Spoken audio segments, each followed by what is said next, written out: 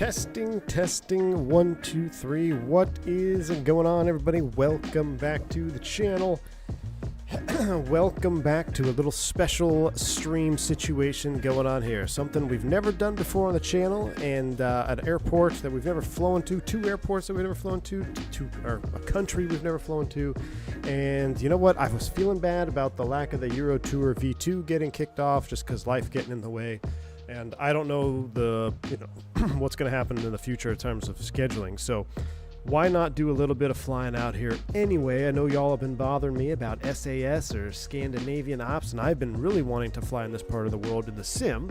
And what better day to do it, and what better airline, excuse me, what better airframe to do it in than the Leonardo Mad Dog MD80?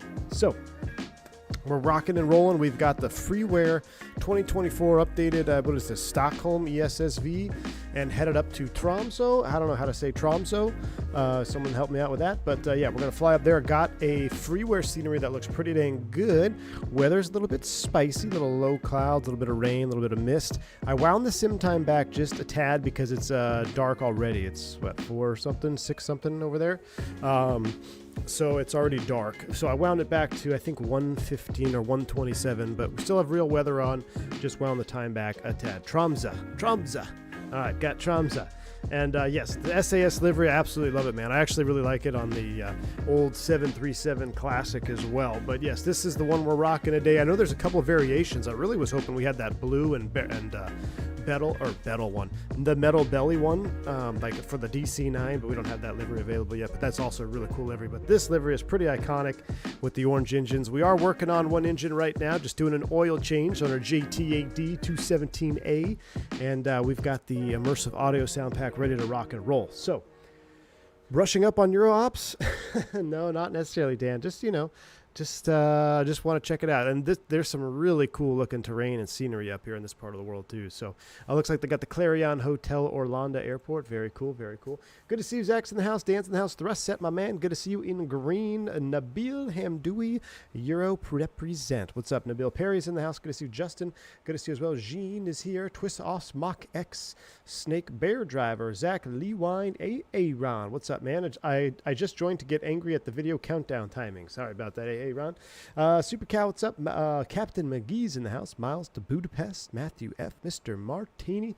Al W. What's up, man? Cam MD80 also in the house as well. Logo Lights and Classic Jet Sim Pilot here as well. I don't care if it's Cleveland, if it's the MD80, I'm in. What's up? Sean, good to see you over there on the vertical stream as well. He says, hey, bit the bullet and got the Windwing FMC, but can't get the darn thing not to freeze. Oh, well, are you using Sim App Pro or MobiFlight? And if you're using Sim App Pro, make sure it's on the latest version. I unfortunately haven't had any issues, so I don't have any good troubleshooting tips for you. So I would just make sure you're on the current version, make sure you're in a, native airplane that supports it, and go from there. Oops, why a sale plan? What's going on here, chat? No time for sale. We're just getting started. But hopefully you figured it out, Sean. Hopefully you get that thing all sorted. All right. I need to adjust this real quick on this monitor so I can see all the lovely peoples, and then we're going to get this thing fired up. A little bit longer flight. Not super long, but I think it's 2 hours block, probably an hour 40 en route. But I picked a route that's going to take us over the terrain a little bit more, so that should be good. We'll hop into the airplane right now and get ready to rock and roll. Gooey, what's up, man? Thanks for the 5. Hey, Ice, Euro Tour starting early. Thank goodness you're back in 24. I can't believe I almost installed X-Plane 12 from the last streams. Listen, this airplane, there are some of it looks better in like X-Plane 12. Like there's some textures in this airplane that look better in the level up. Like look at this here. I mean, X-Plane 12 with the level up is no slouch, man. It is no slouch. So, but thank you for the super chat. Appreciate you. We'll be back in X-Plane. I was going to double stream and do our night flight tonight, but I don't know if that's going to work out because I want to watch football, and we might end up doing it tomorrow. And I don't want to fly like night. I'll probably start the stream at, say, like 3 o'clock, maybe 2 o'clock, and then we'll watch a green dot and head down to Mexico City and get ready to rock and roll. What checklist do I use? I use my memory as my checklist, my man. My memory as checklist. I don't use the default checklist because I just like using my memory checklist. But the default one does work good, I think. In 2020 it did. I haven't tried it in 24. So, my daughter flew on a 330 SAS to Copenhagen this week. Nice, Mr. Martini. Very cool. Hope she had a safe flight. Everything went well. Velkommen to Norway. ATM, what's up, man? Good to see you. All right, how about those Aggies? I know, man. SEC, #1. The Aggies, baby. Texas A&M, #1. Texas represented, because we all know that UT is highly overrated. So I don't even know what is Texas ranked right now. So you're gonna fly online? Negative. I'm banned from VATSIM, so no online flying, my friends.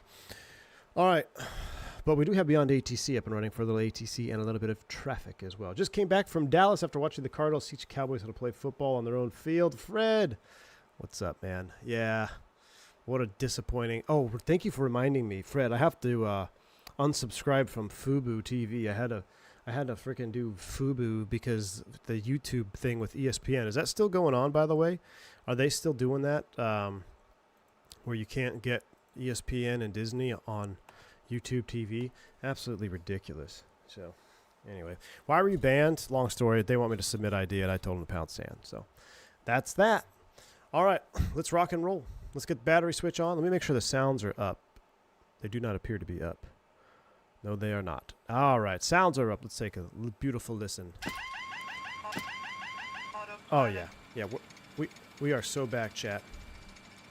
Why is my pressurization flow valve moving? Oh, hold on. New livery. Need to set my controls. Apparently these are not set because it's a new livery. MD80,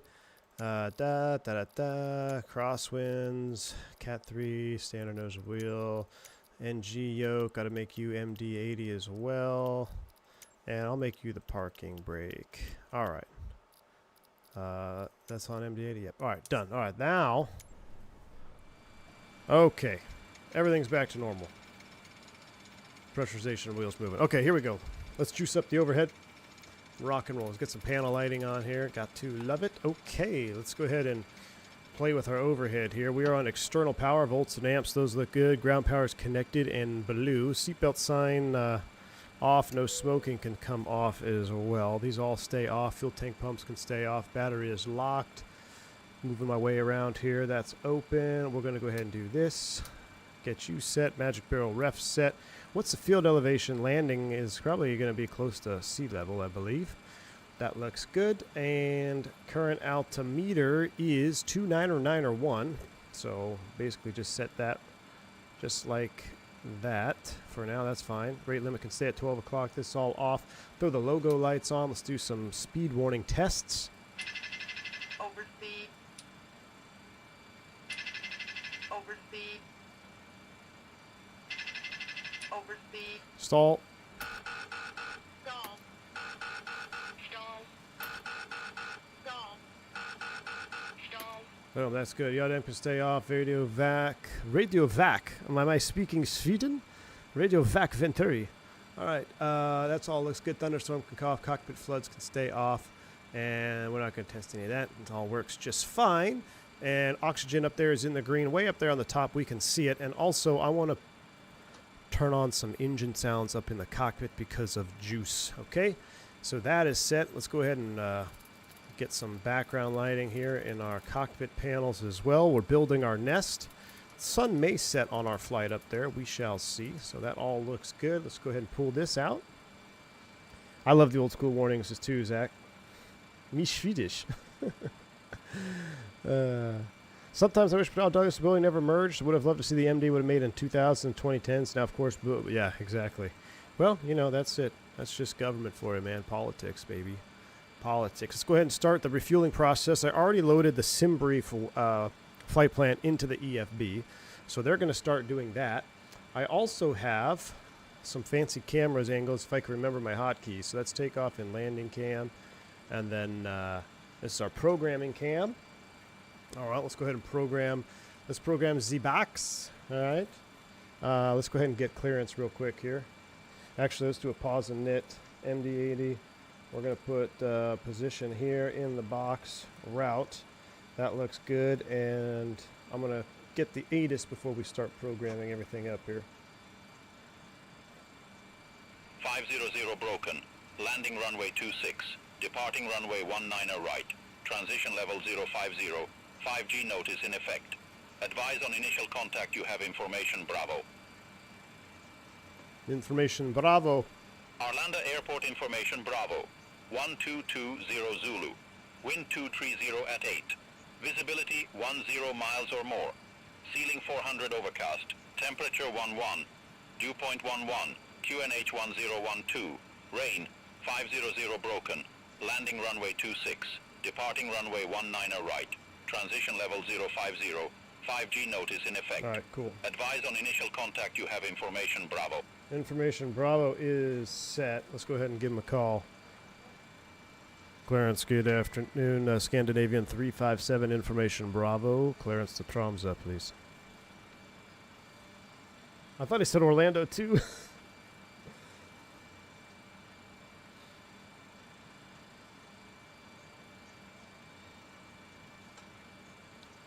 Is my microphone not set? No, it's not. There we go.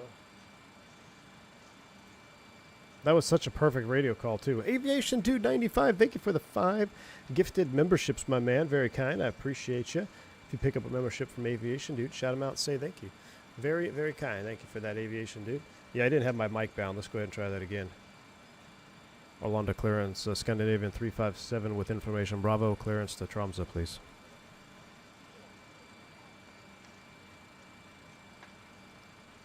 Scandinavian 357, Arlanda delivery, information Bravo correct, expect runway 19 right, Bresna 5 Golf departure, squawk 0242. Expect runway 15, resting departure, squawk 0242 for Scandinavian 357.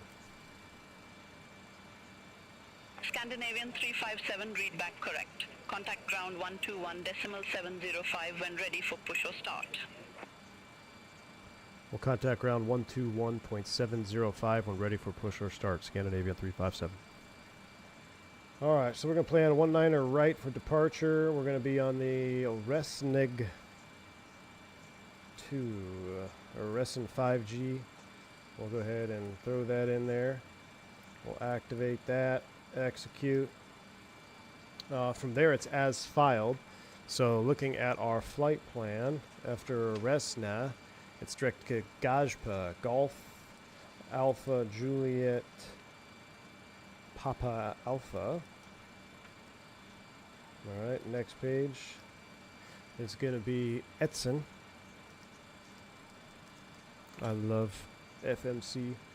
After Etzen, we'll do UPVA, UPVEA. What? Not in database. Oh, EPEVA. Did I spell that wrong? UPE Victor Alpha. There we go. I spelled it wrong. Atweg. AT Whiskey Echo Golf. And you know what? While I'm programming this, we should probably start. We'll go ahead and you can go ahead and send them on down for boarding, please. 124 packs will begin boarding. All right, let's see. After Atweg, the Atwem 1 to runway 18. All right, so departure, arrival, index, runway. KLM 1110, gate 65. Request pushback and engine start. Wow, I have no idea what to expect for arrivals. KLM 1110, all on the ground, pushback approved, face northwest. Pushback and engine start approved. Face northwest, KLM 1110. Got to relink this. Give me a second. All right. ENTC.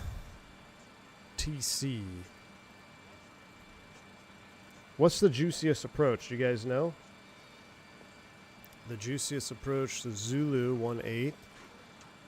Okay. ILS Zulu 36. R&P Zulu 18. And it looks mid. Alright, I guess we're going to do the ILS Zulu 18. So ILS Zulu runway 18. And we'll take it out to APSIM. What is the star? ATWIM 1 Alpha.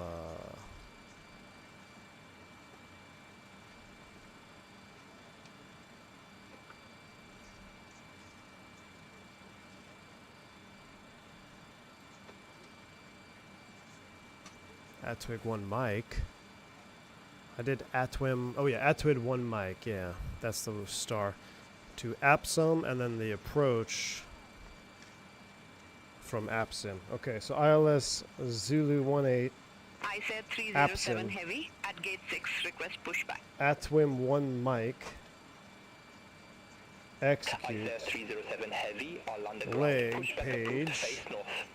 And we'll step through Pushback our flight approved. Face plan north. here. I said 307 heavy.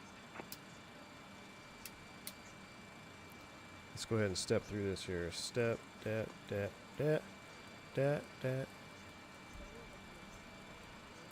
Oh, they have us coming up the left side. I should have done Nornu. Can I do the approach via Nornu? Let's go back to the departure, arrival, index, arrival, Zulu 18, Nornu, transition. Execute. There we go. Look at that. Now it links up better. Beautiful. Absolutely love it. I love the green hue on my FMC right now, too. I don't know if you can see it, but it's just absolutely fantastic. All right, so that is set. As far as departure, we have... KLM 1110, ready to taxi to the active. I'll turn down beyond ATC for a little bit. Don't need to listen to them. Rest in G departure. So let's go back here.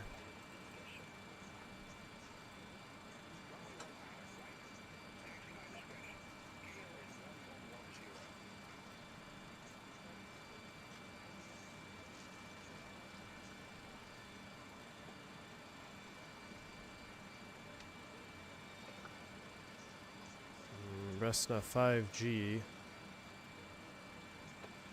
Routing. Initial climb clearance 5,000. Unless otherwise specified. So we'll throw in 5,000 on our altitude window. Beautiful. Alright, 5,000 is set. And for 10-9, we're going to expect 19er right for departure. Runway heading is 184. Oh, these spin so much better than in the level ups. They spin so much faster. Alright, runway heading is synced up to 184. And now we got to do the rest of our speeds. So we'll go back to performance. Or weight and balance, rather. And let's go ahead and start this situation. So we'll go back to the map, get rid of you. Beautiful. Okay, route data. Let's go back to the init. Okay, fuel. I love setting up this MD80, man. We're looking for 18.7 as the block fuel. So we'll put 18.7 and /no for no scheduling. The estimating gross weight, or estimated zero fuel, is going to be 107. And kind of want to wait till it zero fuel weight 107. Yeah, so that checks out. We'll double check 107.7, 1077. All right. Reserves of 3,000. We're going to go cost index 75. Cruise flight level 36,000, 360. All right, cruise winds, we'll figure all that out. Transaltitude is 5,000, that checks out. All right, and then we've got our V speeds here that we got to finish. So, we'll do some more calculating. I think we're getting everything in the box here. Also, we need to put our totalizer here, zero fuel weight 107. What's up, Captain Minnesota? Good to see you, man. I know, Douglas. Europe charts, Mexico, basically everywhere but the U.S. have super confusing charts. They make everything on the same chart, right? So it's like, why you don't know what chart you're actually looking at till you open the chart. Let's go ahead and put our position into, let's put the nav lights on. Nav lights on. These should all be on at the gate. Hydraulic pumps, trans, that's on. Squawk code is 0242. 0242 will put you in XPDR mode. That is set. I think it's time to get the APU fired up. We are done fueling, correct? Yes, we are. 18.5 on board.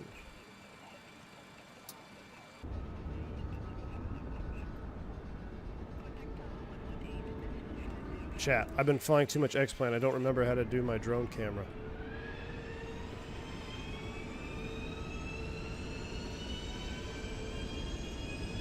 V1 in Scandinavia? I thought the sub would fall down before that. I know, listen, man, I wanted to be here a long time. Just haven't had the opportunity to fly.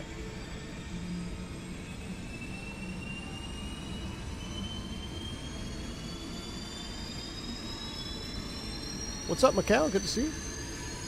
For the last 3 weeks, I've been on the MD88 train. Just switched over the Anybuilds 350 last night. Talk about change. That's a big change, dude. Big change. All right, APU is up and running. Looks like they finished the maintenance. Let's go ahead and clean up this here.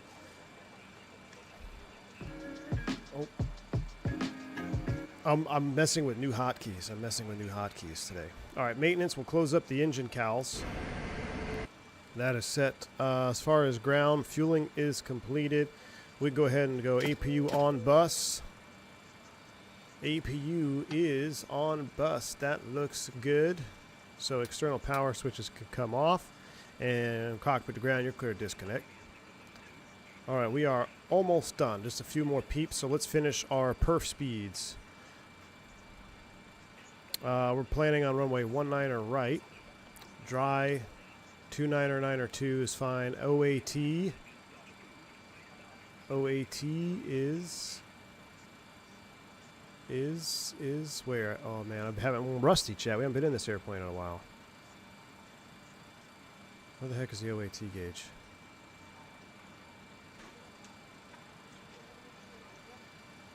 Am I going blind? 11C. Golly. Anti-ice off, packs on.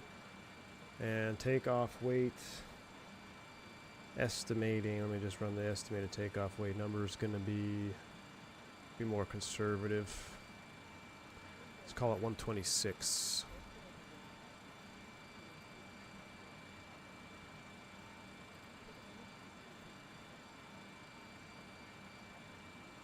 Flaps 5.5 with a cell of 50. We're not going to do that. So flap 5.5.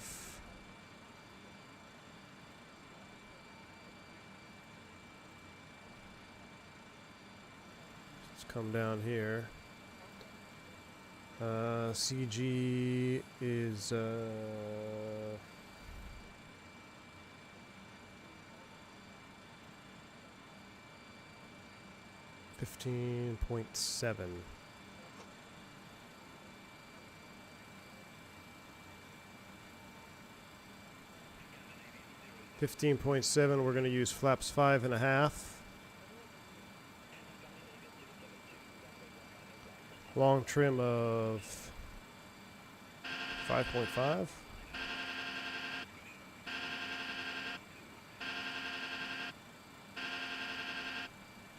All right, trims are set. Dial the flapperonis here, 5.5.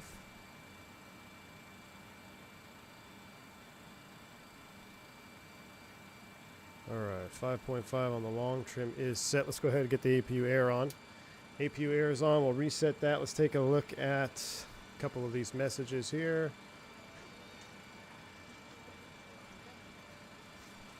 All right, that all checks out. Now for the V speeds.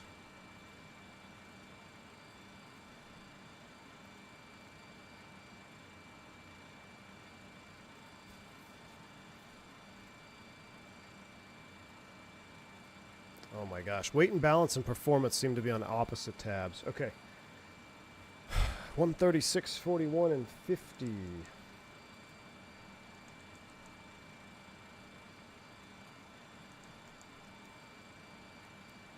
All right, 136, 141, and 150. That checks out right there. And we'll go ahead and get Flight Director 1, Flight Director 2. We'll dial in 150 here. 5,000 foot is armed. And we got bleed, so let's go ahead and do this. Boom, boom. Get some air to the cabin. Let's go Captain. These are all set. Seatbelts, no smoking coming on. Emergency exit lights are armed. Reset the ACARS message. And I think we're just about ready to push. What's up, Cam? Yeah, I think stabilizer motion only happens in flight, or is it if you use this handle? Let's see. Yeah, you're right. It is only in flight. For some reason, I thought it was two separate ways. So we've got to move it forward now.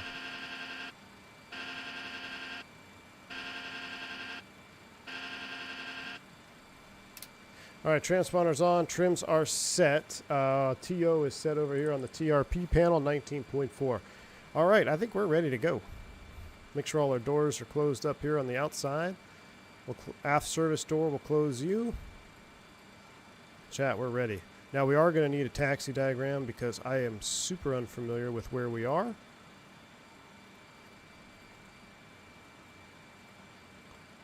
And if memory serves me right, we are somewhere over here. Why can't I zoom this in anymore? There we go. So we're going to get something Yankee to 19er right. All right?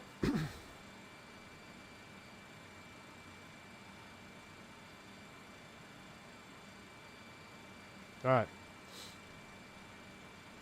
I think so. Let's go ahead and give him a call.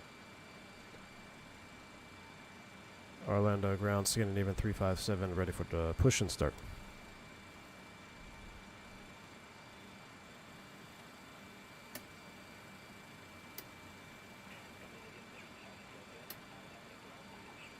Engine start approved. Face west. Pushback and engine start approved, face west for Scandinavian 357. All right. Oh, wow. Look at the clouds out there. Haven't done any wing views yet, chat. What are we doing? I had to be super heads down there for a minute. Sorry. Okay, we're back. Listen, last time I've done this, I was not heads down, and we ended up almost botching the takeoff. So we got to stay focused. We got to stay focused. But we're ready to go. Let's go ahead and spin them up. We'll do a power back here off of the gate. So for engine start, bleed supply switch is off. Start pressure's in the green. System A today. Grounding 2. Here we go.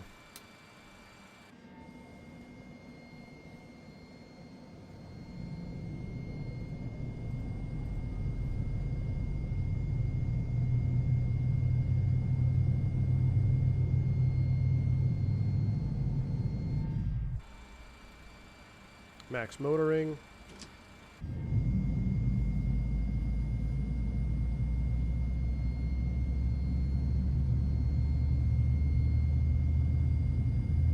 Must have missed the light off.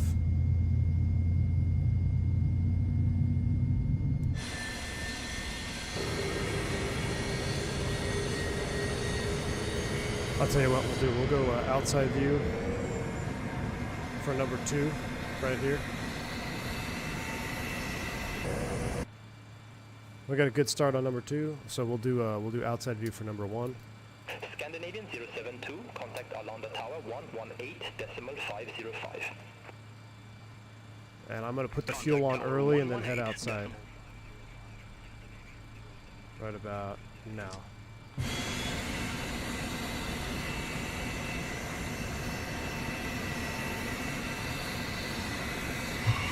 Oh, yes. Caught it that time.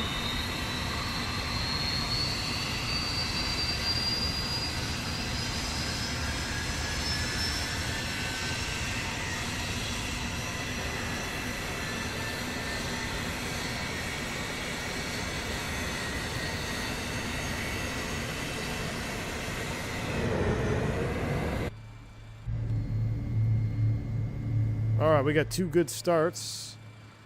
Jeremy Harvey, what's going on, man? Good to see you. Says, this is the departure airport of the famous SAS 751 that lost both engines due to ice ingestion. Yes, you are right. You are right, my friend.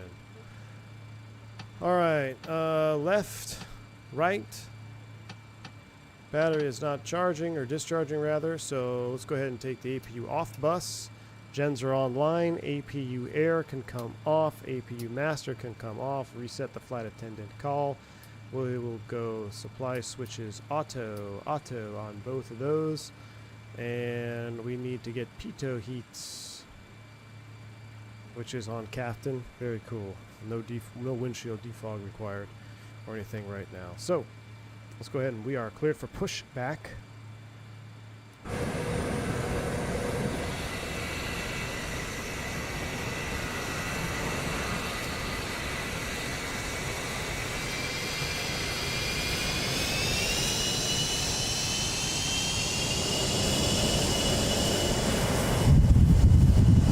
Here we go.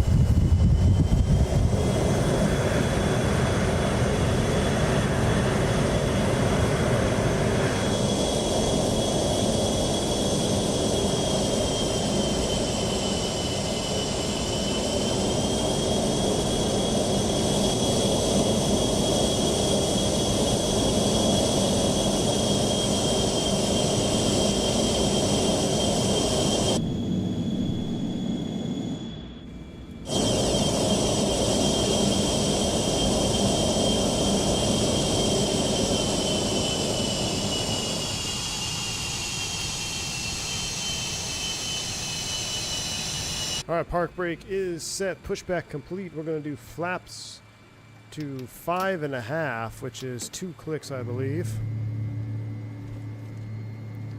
Flaps 5.5. Flight controls, free and correct. All right, let's go ahead and set you up for takeoff cam. We'll hide the FCU for now.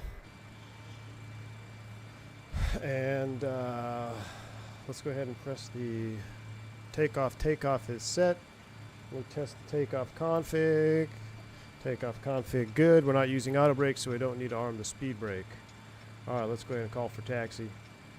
Arlanda ground Scandinavian 357 ready taxi. I'm going to turn on the FO from now at this point forward. And a right taxi at pilot's discretion. What? Okay.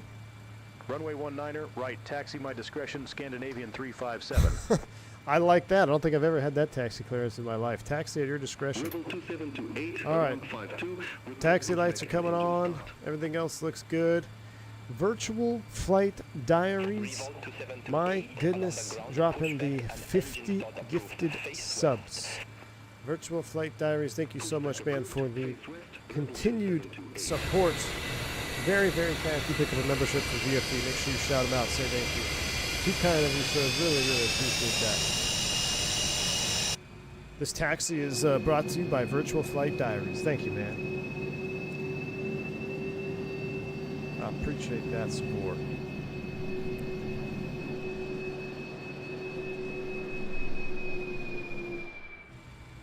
All right, so we're going to find our way to 19 right, I guess. Make sure my engine sounds are in the cockpit view here. I want engine sounds up front.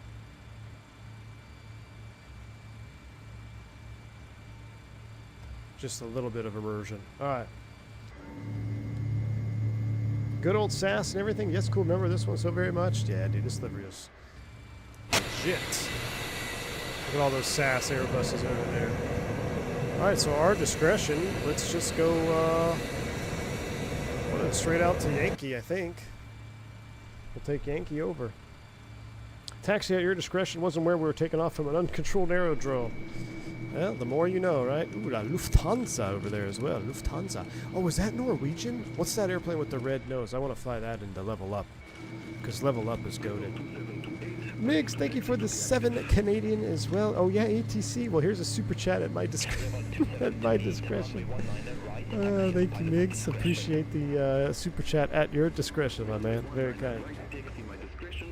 Is that Norwegian? Yeah, that Norwegian was that red nose. I like that. We're gonna have to do Norwegian after this Level Up stream, dude. Level Up, or maybe IXEG Scandinavian Ops.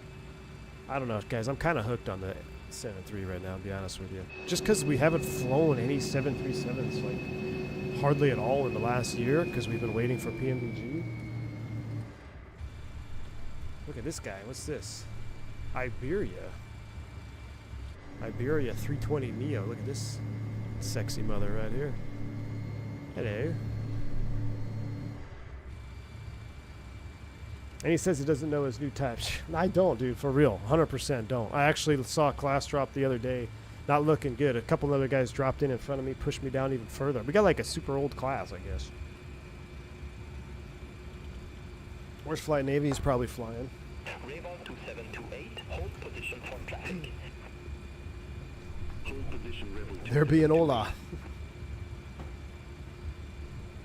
Engine sounds are immaculate. Jeremy, I know, dude. They are.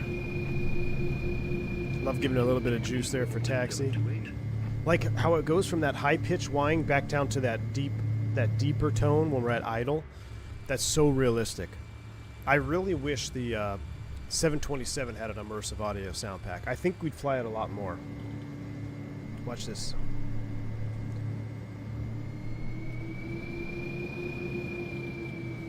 Oh, look at that Scandinavian red nose, or excuse me, Norwegian over there.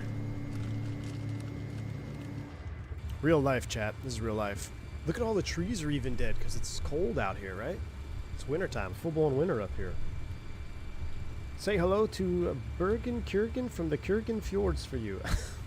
All right, fight some guy. We'll do it, man. All right, let's go back to the index here real quick. Perf takeoff speeds. I'm verifying. 36, 41, 50. TRP is selected TO. We got 150 set on the FMC. That checks. What else are we missing? Anything? I think we're good. Our speeds are set, our trims are set, our takeoff config is done, our transponder is in TARA at 0242. We're not arming the speed brakes because we're not going to use auto brakes either. If you do the auto brake, you have to do the speed brake. I'm going to skip both for now just because it's MD80 and we just do what we want to do. I agree, Jeremy. The 727 sounds are mid compared to this. Actually, I changed my mind. Let's go ahead and go arm. Let's go TO, arm, and then we have to come here, and we have to arm you. There we go. Takeoff config check. We're good. The Mad Dog Mob, man. I just love this plane, dude. This and like the old NG. It's just so refreshing to fly something that's a little bit more demanding than an Airbus, you know? Although I really enjoy our A340-600 flying. We're gonna have to. We'll fly that again soon. I only did a couple streams in it, but I actually really enjoyed flying that. Did you guys like the A340-600 streams? Maybe we should do a long haul JFK to Sweden. All right, I'm ready to go. Scandinavian 357, holding short, runway 19 right. Scandinavian 357, Arlanda Tower, wind 220 at 7. Runway 19 right, cleared for takeoff. Let's roll. Runway 19 right, cleared for takeoff, Scandinavian 357. SG Scandi, what's up? Thank you for the 49 months of support. Says, Speed King for landing, Scandinavian livery. F yeah, let it scream. Oh yeah, we're going to let it scream right now, man. I'll tell you what, I'm going to remember, how do I do Toga? I think I just hit the Toga button with the auto throttle armed, right? If we can do it from the window view, the takeoff sounds on this are one-to-one real life, guys. Oh, look at that, the ATR. Little ATR behind us. Rebel 2728, number 2 for departure. Hold short of 19 right. Alright, we are cleared to go. TOTO is selected, so I think once they're spooled, when I hit auto throttle, it will take them. Bomb tech, exactly. One-to-one real life. You heard it here first, my man. Oh, I can feel my yoke as I go over the bump onto the runway. That's cool. But if we're going to do it from the window view, we got to be completely straight. So let me get us completely straight here. Overshot a little bit.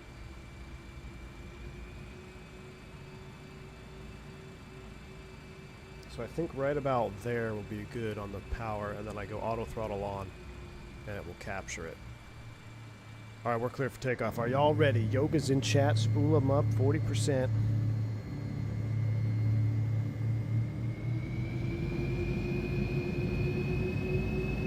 Yoga. Nope. Yep, it took him.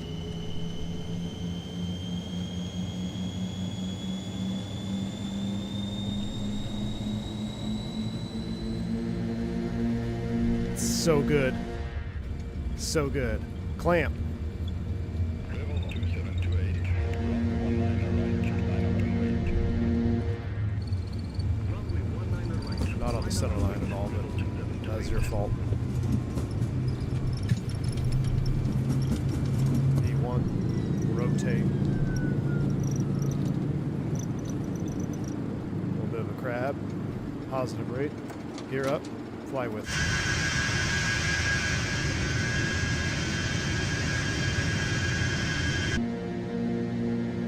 That's a default airport too, by the way. What do you guys think? Not bad for a default 2024 airport.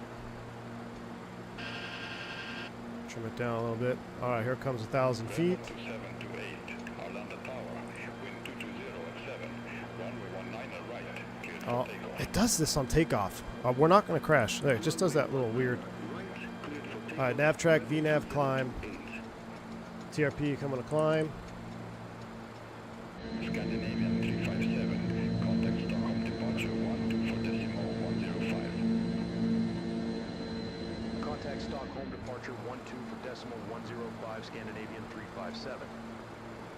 Wow, this is beautiful. Into the sun here. Stockholm departure, Scandinavian 357. Good day, 2,700 feet. Scandinavian 357. Stockholm departure identified. Climb to flight level 180. Climb to flight level 180, Scandinavian 357.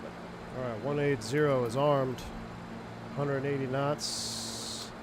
Flaps 5. It barely moves it, right? Oh, it actually moved it way more than I thought. Uh-oh.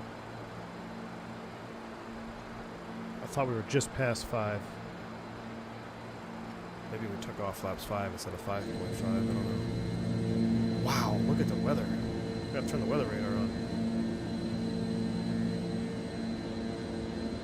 Look at this. Chad, I think we just kicked off a mini Scandinavia tour. Not even kidding you.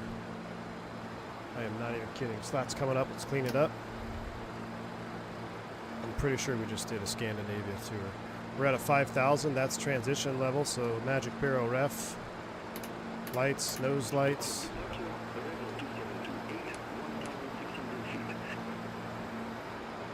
Level 2728. Stockholm departure identified. Climb to flight level 100. Disarm you. Auto brakes off. Speed up to 250 now.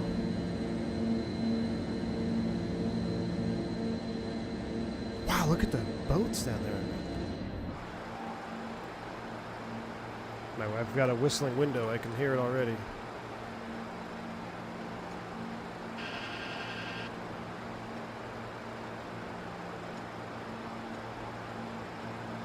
I think I can pull these out of the way now so we can see the FCU. Yep, there we go.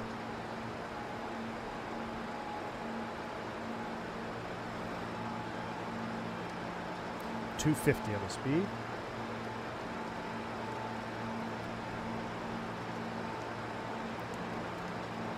If I can figure out where the weather radar button is, I'll get it back on here in a second. It's actually right here, right?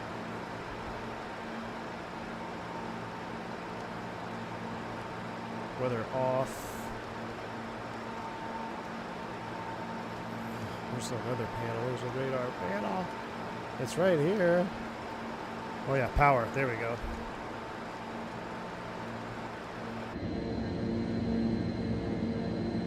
Malik, thank you for the $2 super chat. How's 2024 been? Out of flight sim for a year. Hey man, right now it's in a great spot, dude. 2024 is in a great spot right now, in my opinion. The binding problems of Sim Update 2 are gone. The sim has been very stable. We've got some good airplanes to fly, whether you want to fly wide body or or GA. We've got a lot of good airplanes you can fly right now.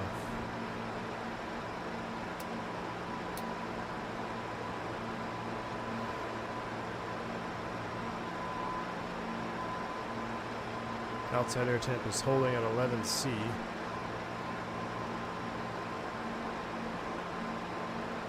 This is a good way to get disoriented right here. It's a really dark cloud. But thank you, Malik. Appreciate the $2 super chat, my man.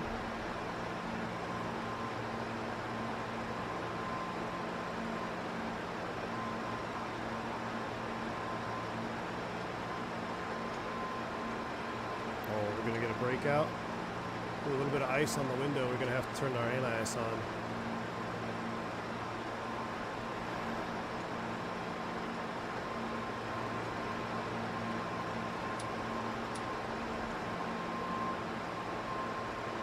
Get on the course line here.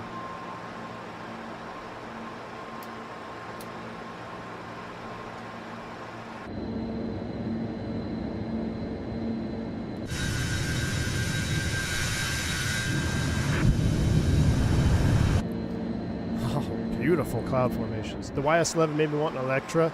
You know what? We need to get back in the YS-11. I was thinking about doing that today too. I was either going to do YS-11 in the morning and then do our 7.3 at night stream. But I went with the Norway ops instead. Or SAS ops rather.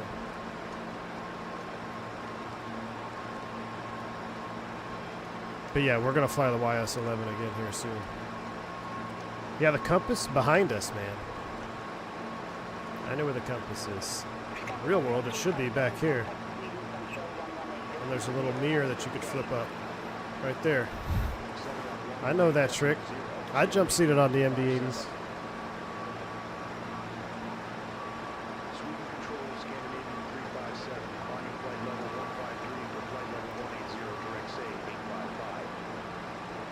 Alright, turn the sim down a little bit here. 33 Alpha. Sweden control, expect XOP 2A, runway 14.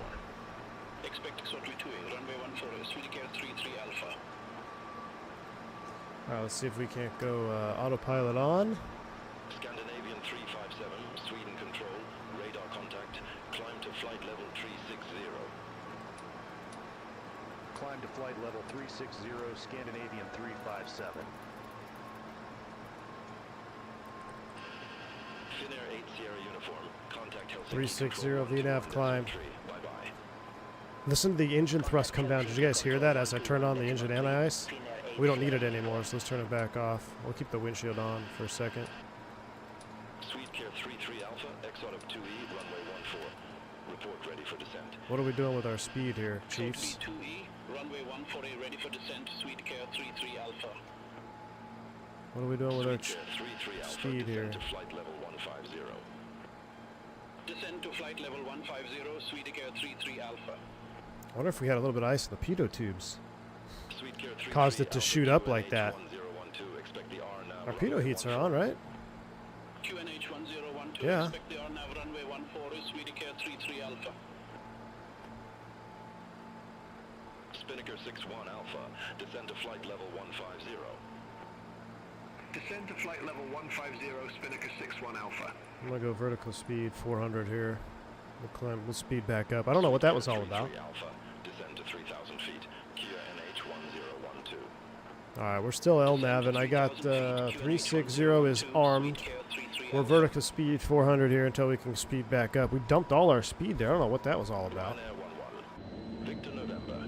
We Sweden don't know control. what that was about. Expect Niluk 2 Tango. Runway 26. Expect Niluk 2 Tango, runway 26, Ryanair 11 Victor November. Swiss for Mike Alpha, Sweden control. Expect Niluk 2 Tango, runway 26. Expect Niluk 2 Tango, runway 26, Swiss for Mike Alpha. Spinnaker 31 Bravo, Iltok 2 Hotel, runway 26. Well, that's what I'm thinking, Turks. It was increasing speed, so the autopilot kept pitching back to lower the speed, but I don't know why it went all the way down to 200 knots. Spinnaker 31 Bravo. Like if the autopilot thought the speed kept increasing, it was trying to pull back to, right? Isn't that what you would do? Because we're climbing, so the altimeter, the speed would go up as we would climb, something like that. I don't remember. That's a long time ago. Ryanair 11 Victor November, Niluk 2 Tango, runway Hopefully that doesn't happen on the 7.3. Bomb Tech, I was watching that vertical speed go up to 8,000. Now, I saw it happening. Well, sometimes when I engage the autopilot, it's kind of a niche hardware thing where the Brunner yoke, for some reason in this airplane, whenever I engage the autopilot, it pitches up for a minute, and then it like captures the profile and starts doing the yoke follow thing. So I thought it was just doing that, but this one was really excessive. It's just MD80, you know? Just MD80 doing MD80 things. Once we get back to speed here, we'll go back to VNAV. VNAV climb. There we go. Now she's back at it. Up we go. The Connie works in 24. We have a Connie in 24? Rail Cowgirl, what's going on? Indeed. We are in your neck of the woods, Rail Cowgirl. Absolutely. I mean, all the as we get into Christmas time, all like the YouTube videos that we put on like as background in our house, like a wintry night in Sweden or wintry night in Norway, wintry ambiance at coffee shop in Norway. Or put on the Rail Cowgirl channel and watch train go through the most beautiful parts of the world. Absolutely. What's up, SSG? Did some team Boeing 717 MD90? I think before him. Did some team do the Boeing 717? The 717 was McDonnell Douglas, if I'm not mistaken, right? Post merger. In sim, who did the 717? It was TFDI, yeah, TFDI. Snuggled up under the blanket with a cup of tea. That sounds great. That sounds like a great time, if you ask me. I like the little red wingtips out here. My father used to fly the MD80 for SAF. Started on the DC-9, retired on the 350 2 years ago. Wow, that's awesome, man. What a career. Start out on an MD80. And then you're flying the A350, one of the most advanced airplanes of all time. Freaking awesome. Can't wait for the Fokker 7100. Hopefully it'll be released before Christmas. Me too, man. We'll see. We'll see. Are there Moza profiles for various airplanes that you can go download? Jeremy, that I'm not sure. I would imagine there are, because I have Moza profiles for the yoke, the AB9 base, but I do not have the Moza yoke. So I am not the person to ask when it comes to Moza yoke and profiles and stuff. I'm not sure, you know, I have the Brunner, so I'm not going to go out and buy the Moza yoke. Not quite sure why Moza, I don't know, it's kind of weird. They sent me the AB9 base and then that was it. Maybe because they knew I already had a force feedback yoke, but yeah, the Moza AB9 base they sent me is great. I use it all the time. Have profiles for that, so I only imagine the yoke is the same thing. TFDI said they are not bringing this up. They did say that? JBS Travel? TFDI said they are not bringing it to Microsoft. Why not? Rail Cowgirl says, hopefully I'll reach the right seat in SAS in a couple of years. Fantastic. Be Rail Cowgirl cam over here. There you go. At a 26.6 for 360. Let's see here. 72 miles to top of climb. Gosh, I love having the FMC down here.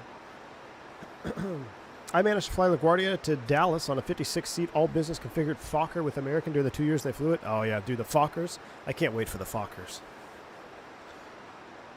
Hopefully the Fenix 321 will be released before Christmas. It'd be a nice Christmas present. I don't know. It would be nice to have the 350. I know, Turks. Double down on the 7.8. Gross. You never know, though, right? Who knows what the future could hold, potentially? I don't know. Double down on the 7.8. See, my fear... Here's a hot take. I think Boeing's covering up a dual-engine failure, dual-engine FADEC commanded rollback still for the Air India crash. There's been like 3 other 787s that have landed with the rat out since that incident, or accident, rather.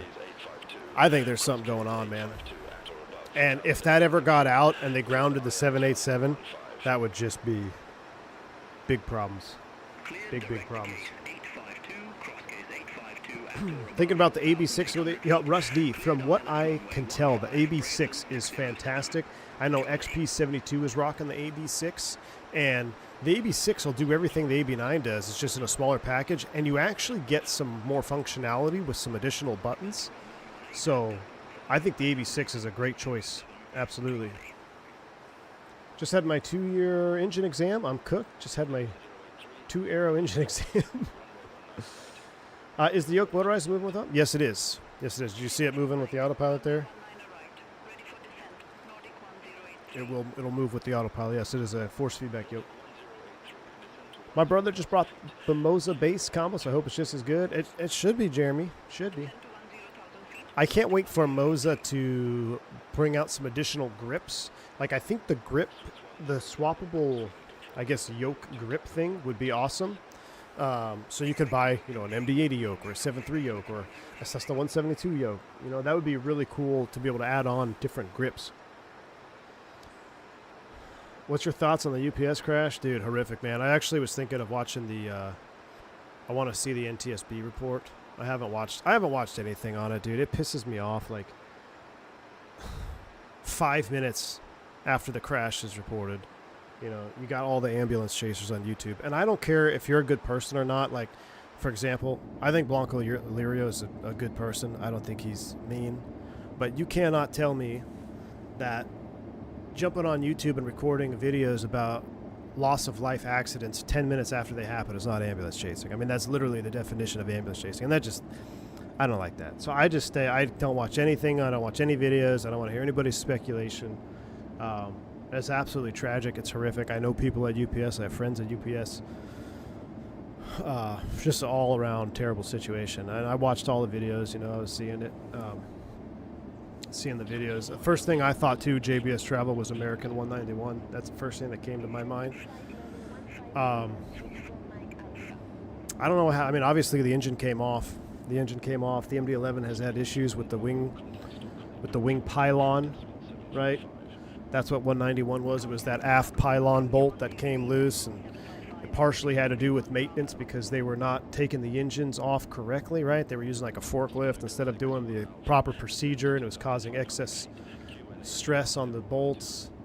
But that was an earlier version. This one was, this MD-11 was a lot later generation, but I'm still I'm sure the ADs and everything still apply unless it's been fixed in manufacturing. I don't know how all that works. I'm sure the NTSB will get to that. But yeah, the number one engine literally just came off. And people are saying, I have two thoughts on people are saying it's compressor stall on number 2. It could be. It very well could be a compressor stall on number 2. I also think it could be just debris from the number 1 engine being ripped off that wing. With that way that fire is burning, you'll have probably parts of the wing, parts of the slats flying off and being ingested into the number 2 engine. But initially, I actually thought that was a tail strike.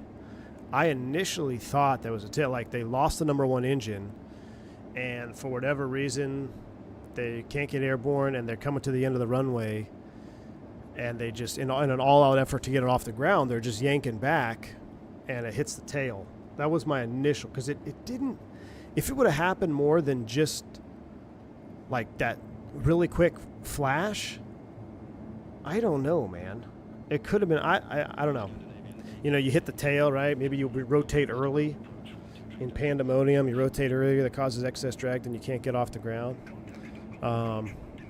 Who knows? Nobody, it's just speculation. But if you don't have power on 1 and 2, or 2 and 3 rather, and 1 is gone, you're not getting off the ground. If number 2 is at half thrust or whatever, I don't know. It's just we take for granted, I guess. Engine failure is going to be a non-event. Not always, man. Not always. You never know what could happen. Like obviously what happened with UPS, something is going on there.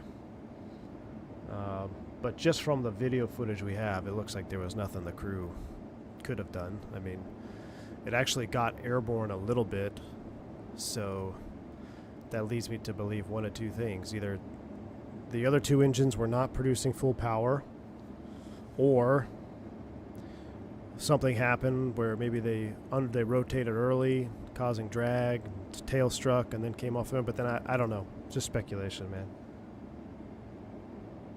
But yeah, if you lose two engines past V1, you're cooked, right? Like that. I was talking to my buddies about that. So what do you do? What do you do when you're past V1? Everyone knows that V1 is your decision speed, right? You go, no go speed. Okay, so what if you have two engine failures past V1? What are you going to do? There's literally nothing. You're not going to get airborne on one engine, especially at max gross weight. If you have 1.5 engines operating, you might get airborne, but the runway length is going to need to be excessively long, which obviously wasn't the case. I mean, they had plenty of runway, but, you know, if you had a 20,000-foot runway, you might be able to get off on 1.5 engines, not on 10,000 or whatever it was there in Louisville. But it's awful. Could that left wing have stalled as they were trying to climb out? That's what I thought, Fred, initially. But so what happened is, so the reason American 191 rolled over the way it did, the famous photo, is because when engine 1 came off, the hydraulic lines ruptured, and there was no hydraulic fuse built into the design, where it's not a check valve, it's a hydraulic fuse, which essentially, when it detects loss of pressure, it separates and prevents more leakage from happening, right? That wasn't installed. So what happened was, when engine 1 came off, the slats on the left engine were aerodynamically forced back to 0. And then you went down. Now you have no lift on the left wing, right? So it's going to incorporate a roll. And once that roll starts happening, you're cooked. Especially when you're below crossover angle of attack. Now, the design post-AD is they put in hydraulic fuses which prohibit that from happening. So even if the same type of failure were to happen, where the engine rips off, which it obviously did, and you lose all hydraulic fluid, or you're losing hydraulic fluid, the slats will remain out. And I saw a photo from another angle where it does look like, because you can see engine 1 is completely gone, it does look like the slats are still out in just a very grainy 240p, screenshot of a video. It looks like they're still out. So I don't think, that the slats came back in and caused the roll. I think that was just, unfortunately, part of the way the airplane crashed. When it impacted, it just started rolling to the left. And you're gonna have less lift on that side, right? So it would only make sense. You're not gonna have the left engine rip off, and even if the slats stay out, you're not gonna roll to the good engine, right? It's gonna always roll to the dead engine because you have less lift being produced on that side of the aircraft. 191 was the final V2. Yeah, that's why we changed. So American, as Turks is saying, they slowed to V2, and if they would have kept their speed up, V2 plus 10 or greater, they could have kept flying, right? Because you don't get behind that angle of attack, crossover AOA. But the procedure at the time was to slow to V2 when you lost an engine. When they slowed to V2, it just it was not enough. They were not able to maintain enough lift on that left wing, and that's what caused 191 to roll over. So. Would they have, it's nothing the crew did wrong. They literally did what they were trained to do, but procedures changed after that. That's why even in the Airbus, it's like you just follow the SRS. It's like V2 plus 10 and then some, right? Like the SRS bar is more than just V2 plus 10.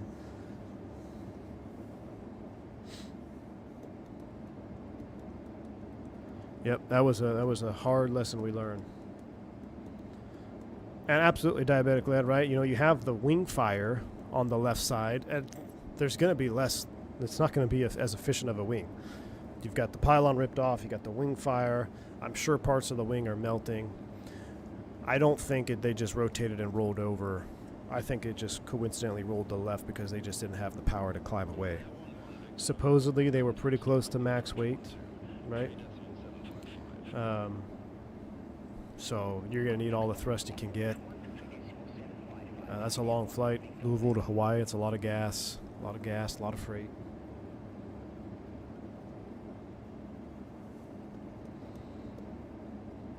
American 191 still had 2 good engines, while UPS definitely didn't. I wouldn't say it definitely didn't, JBS Travel.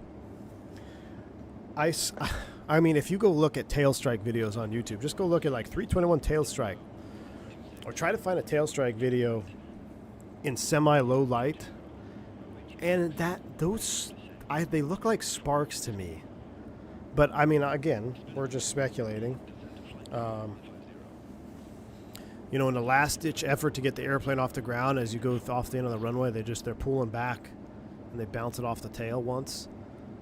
If it was compressor stalling, I would have thought you would have seen like boom, boom, boom, boom, boom, multiple flashes, because it just happens one time. So to me, it's either a tail strike or it ingested something. You know. Dougal, what's up, my man? While preparing for another world flight sector. What up, what up? Good to see you, man. I was at O'Hare between flights at the end of the terminal watching takeoffs and saw 191 come off and roll over. Oh my gosh. Has shaped you forever. I could only imagine, Mark. I could only imagine, dude. FOD definitely could have been a factor, right? Something could have damaged the elevator, or... I mean, I say, why would it... the horizontal stab, but if you look at the deck angle of the aircraft, they obviously rotated. So it wasn't like they were prevented, there was damage that prevented them from rotating. I think it was a thrust problem, to be honest with you. Well, thrust set, it's only one. It's just a boom, boom. That's it. It's real quick. And it doesn't, to me, if it was a compressor stall, it would have done it. I would imagine it would have done it more than just one time. I think it's more likely that was FOD being ingested. I think it's more likely that was FOD being ingested and we saw the flash. And maybe that FOD damaged the thrust output of number 2. But I don't think it was just compressor stalling as they went down the runway.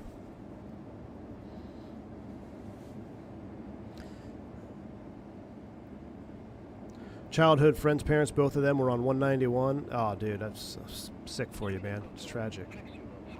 That's tragic, dude. Dan, what's up, man? Yes, we are.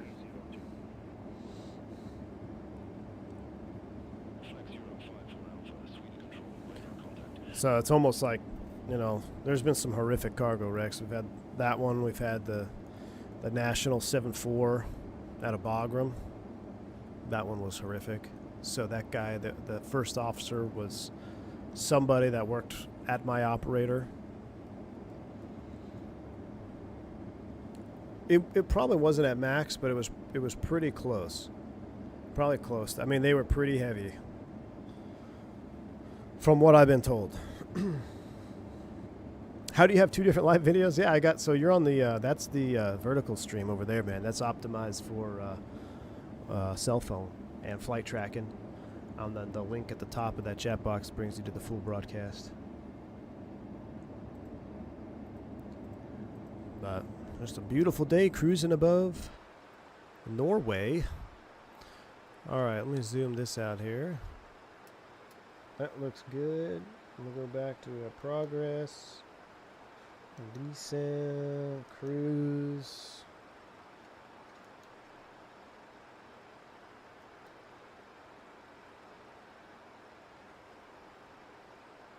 Calculating 13.7.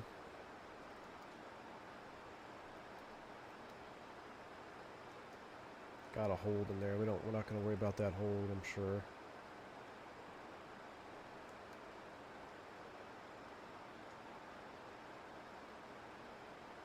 Fuel at destination 7.5.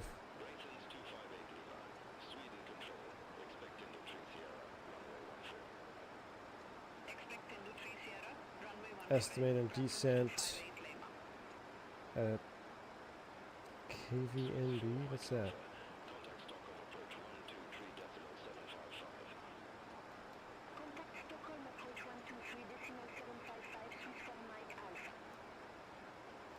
Does it not have a TD? I guess it doesn't. 76 knot crosswind up here. Goodness. All right. Let's go ahead and set up for a cruise cam here. You down. Let's go outside, take a look around. Hopefully it's not dark by the time we get there. Center on 118.55 nautic 1083.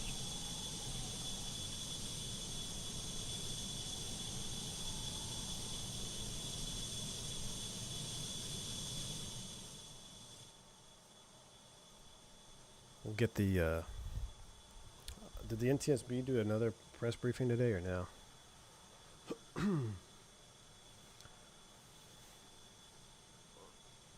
Engine 1 detached, wing fire, debris in number 2. That's kind of what I think, too. Can't even begin to imagine what the 3 pilots were feeling. Oh, Bill's Mafia, for sure, man. I mean, and you could, I mean, they never stopped flying it, dude. They never stopped flying it, which is what you're always told to do, right? Vibration from damaged engine and not procedure mounting the engine combined made the engine fall off. Yes, Scandi. I talking about 191. So they were shortcutting the way they were removing the engine, I believe, right? And it was causing extra stress. I'd have to go back and study it. I remember I studied that accident a long time ago, but I do know it was that rear mounting bolt on the pylon on 191 that broke loose. But it was more than just, you know, a simple point of failure. As with most accidents, right? There's things that a lot of things that happen over time. That was just part of it.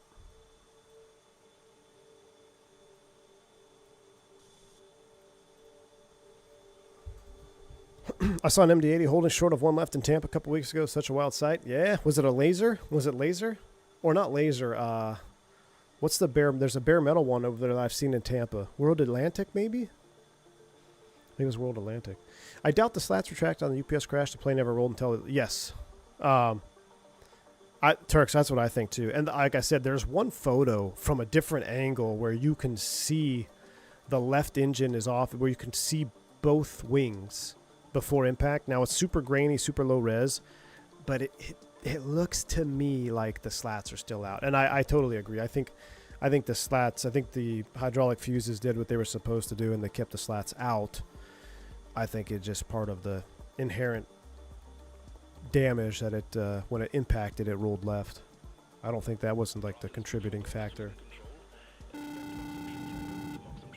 Because even if everything was normal, so here's the thing. If everything was normal, we shouldn't say normal, a normal engine failure, right? The data should allow you to take off with 2 engines, right? So there's something that went wrong. There has to be, because an engine failure, even a separation, if the other 2 engines are operating as they should, the aircraft should have gotten airborne. But there's a disconnect there.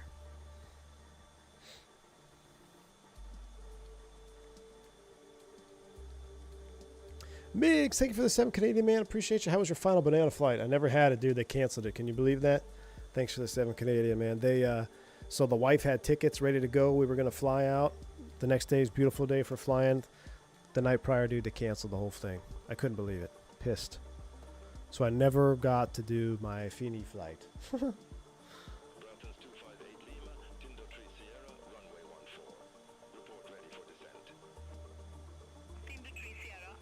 Yeah, Turks, you're 100% right. To think the crew was helpless and there was nothing they could do to save themselves. Yeah, there's nothing they could have done. Because if you look at it, they were doing what they were supposed to do. They were trying to rotate. They kept it up. They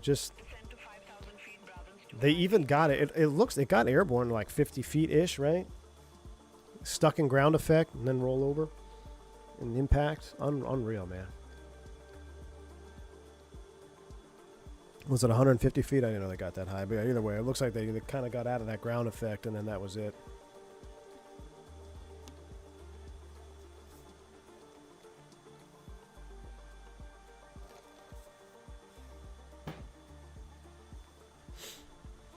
Oh, the max recorded altitude was 180 feet.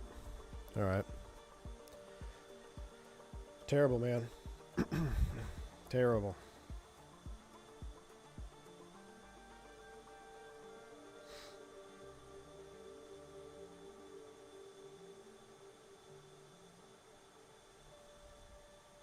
What's better about the upgraded L3 flight recorders the MD11 had.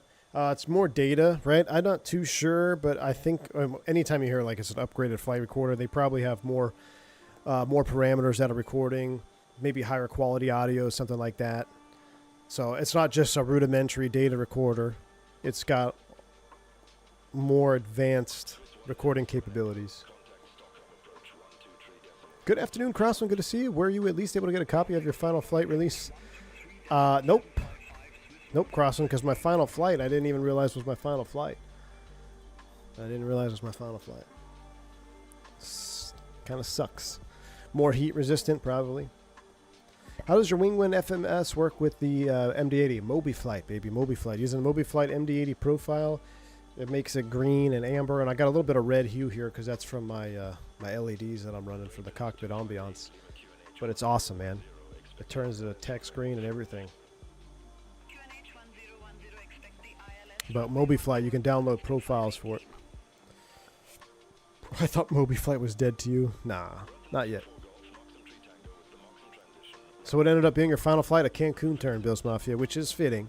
It was a Cancun turn with it was a fantastic flight. It was great. It was with a buddy of mine that I helped, well, I say helped. He was going to interview as well with the operator that I had just interviewed with. And he's just a great dude. He's a great human. He's an awesome pilot. Real nice to fly with. He's always on top of it. I mean, when you fly with someone that is like, I don't know. There are different levels. And I hope as I go back to the right seat, I can be on those higher level first officers. But just, you know, someone who is always on it, right? You're in sync all the time. Whatever I was thinking about, he was already thinking about it and like making the move to do it. I don't know, just little things. You know, whether it's, oh, let me call for the ice, or example being flight attendant walks up, say, hey, can we get 2 bags of ice? Before she even finishes conversation, he's already switching over to ops on COM 2 and calling ops, you know? Right? Like that's just, it's not like I sit there and like, hey, can you call ops and let them know? Or, I mean, I can do it myself, right? But it's just, it's proactiveness. So super great dude. I think he also got an offer, if I'm not mistaken. But, yeah, we did a Cancun turn together, and that was it. That ended up being my last flight.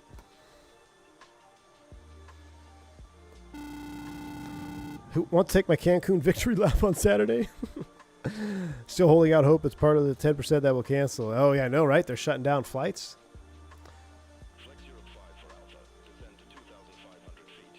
Did I ever fly with Jamie Duvall? I don't believe so, Adam Chino. That's really, I'm sorry to hear that, man. That doesn't ring a bell. I don't think I did.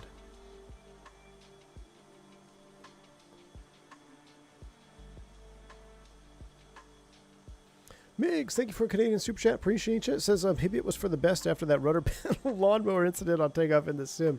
I know, I was thinking that too. What if they saw that and then they're like, hey, can't be having this guy go fly. But that's not it, because they would just, why would they cancel both legs? And I don't know. It was a day early. I don't know. I still to this day don't know why the flight canceled. It wasn't mechanical. There wasn't a weather issue. Nothing. So, not sure.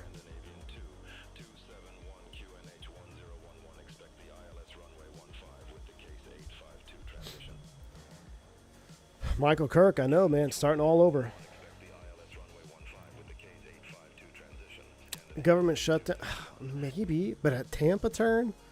Why a Tampa turn? Why? Is there a shortage at Tampa? I don't know, maybe.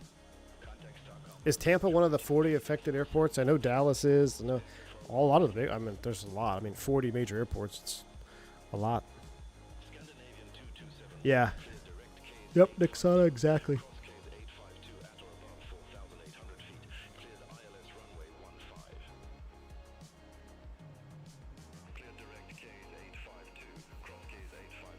Wow, that's a beautiful view right there. Do you think seniority should carry over to a new job or normal for the office job? Why not pilots? I mean, I would like to say yes because I'm in that position, right? But that's just not reality. Unless you had a universal seniority list, which the idea has been floated around in years past, like a universal seniority list, but there's too many it'll never happen because there's too many problems with every airline's got a different contract, different rules, different work rules, different pay rates, different airframes. So it's not really a feasible thing, you know?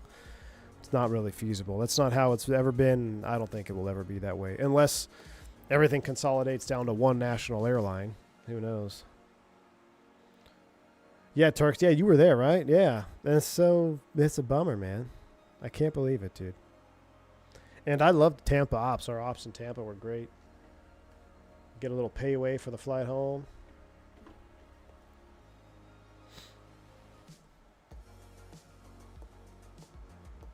Some airlines did direct entry caption. Yeah, we talked about this a little bit, Dale, on the last stream. Direct entry captain, that's really a European thing. Now, it has happened before in the United States where you've had direct entry captain hires, but that was just a perfect storm of stuff happening. You had guys retiring, excessive retirements. You had guys that were on a different were on a contract at the time that nobody wanted to be at the bottom of the seniority list because the reserve rules were terrible. So you had first officers that weren't taking upgrade because they didn't want to give up their quality of life to be in the left seat to go sit in a base they didn't want to sit at and have terrible reserve rules. So that perfect storm combination with a few other things led to airlines hiring directly into the captain seat. Problem being is when you do that, your seniority is essentially going to go backwards for the next 3, 4, 5 years because even though there's guys in the right seat that are first officers, they're still senior to you if they've been there before you, right? So when they get a little bit more senior, then they're going to take upgrade and bump you down. So you continue to go down. So yeah, it's a weird thing. It's happened a few times with the regionals as well. Same deal where the regional pilots, typically the captains are the ones that are getting hired. Generally, it's not always. A lot of times first officers get hired now, especially now. But in the past, you needed to have that turbine PIC time. So who has the turbine PIC time? The captain. So they hire the captains out. The first officers don't want to upgrade to captain because they like their quality of life. So then but they still need pilots. So then they fill direct entry captains that way. But it's not like Europe where it's a whole different ballgame over there in terms of direct entry captains. And yeah, you still go to the bottom of the seniority list. Exactly. That's what I was saying, Lightning. Yep. 101% in base for years. Universal seniority list isn't happening. ALPA essentially operates on a universal list with all the tiers of airlines. Yep. Yeah, it won't happen. Al Loper, I know, dude. I saw that too. Are you sticking with the 320? We'll see what happens, man. I am going to pick a base that is going to be the most comfortable for me to commute to. Whatever airframe that is, that's what I'll be on. You know, all airplanes do the same thing. Pull the stick back or the yoke back, houses get smaller. Push it forward, the houses get bigger. As long as I can get back to where I want to be, whatever gets me there quickest, that's what I'm going to choose. Speaking of Senor, Bernardo Seal dying of thirst. I know, Migs. I know. We've been talking about it. We've been talking about Barry. We need to get Barry fired up again. I know. How long do you think to get back in the left seat? Years, man. Years. Do you guys still give out plastic wings? At my previous airline, no, we had stickers. But I actually had some custom plastic ones that I gave out a few times that I got with my own. I don't think it was like a, everybody knew about them or whatever. It was just my thing because I wanted to give out something more than stickers because I used to collect all the plastic wings. Matter of fact, my last trip to San Jose, I was looking at some of my old stuff and I found some America West wings, some gold America West wings. I found some Southwest wings. I found some cool stuff out there. Found a picture of me sitting in a 737-200.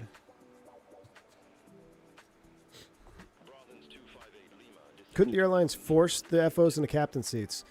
Yes, that does happen. They have forced upgrades at some carriers, which I don't know how that is legal.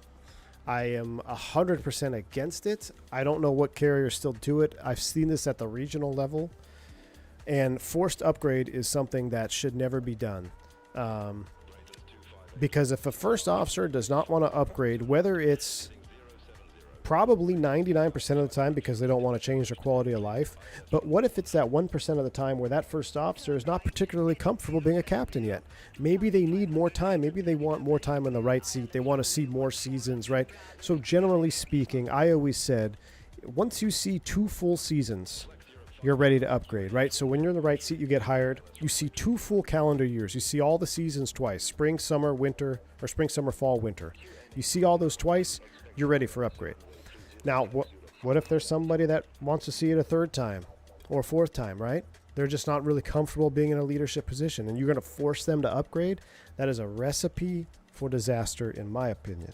Because now you get somebody that's not comfortable being in the left seat. What happens when they get paired with somebody who's not confident or comfortable even being in the right seat yet?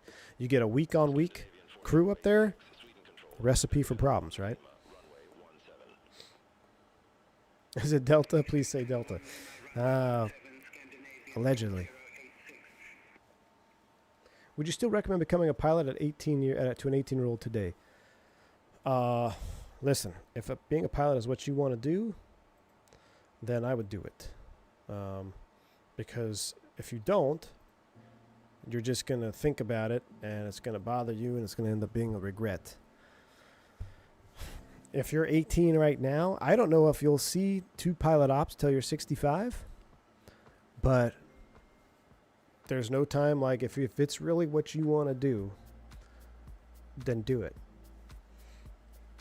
But just be ready. You're going to see a whole different career than I've seen, or a lot of us have seen already. Like, if you're 18 starting out now, like my kids, my oldest is 6.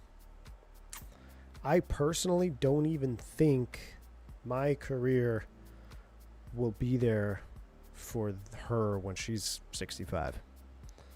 So I don't know.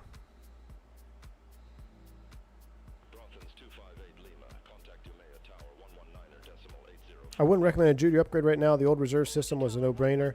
Everyone flew the same number of hours. Now it's straight seniority with no leveling mechanism. So basically what you're saying, Turks, is that the most juniors are going to be the only ones that fly. So if you're a senior on reserve, you're not flying, essentially. Is that what you're saying? That's another thing I got to start reading. I have to go over. So new airline means new contract, new collective bargaining agreement, right? CBA, that's what we call them. And all the stuff in there that you basically live and work by, I have to learn over again. So whether that's pay related, days off related, vacation related, sick related, work rules related, benefits related, all that stuff I got to learn over again. Getting close to my 3rd season cycle. Maybe I should shoot for the left seat, but I'm in the 99% loving how flexible. Prodigist, that's it, right? See? So that's why a lot of times guys will hang tight. You get to become a senior first officer. You don't want to upgrade because everything that you have come to enjoy goes out the window, generally speaking, right? Because now you go back to the bottom of the left seat list.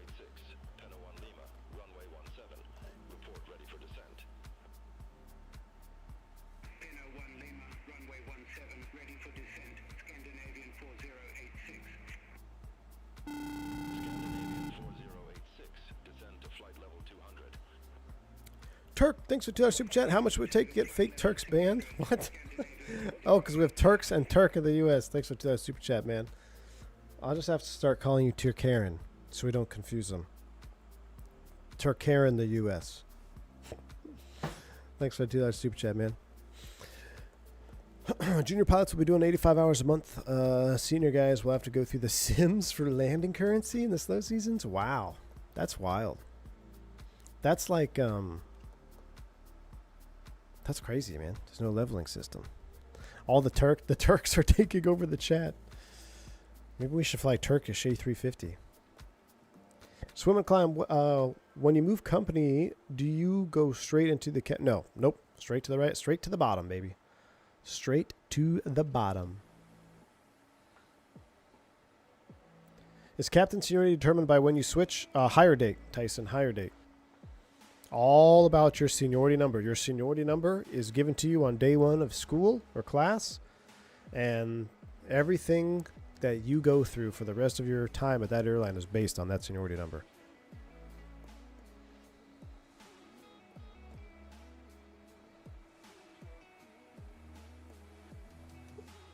Jeez.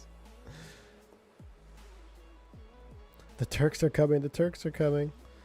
So on our my previous operator, their our 200% or our junior man system was basically it was based on time. So when everybody started fresh on the January 1st, everyone has 0 time. It goes in seniority order.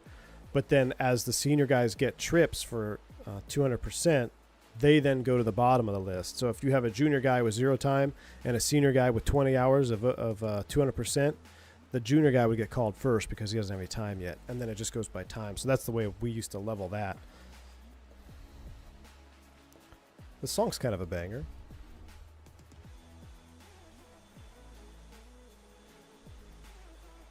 What happens if it gets dark, Chad? Our wing lights are still on.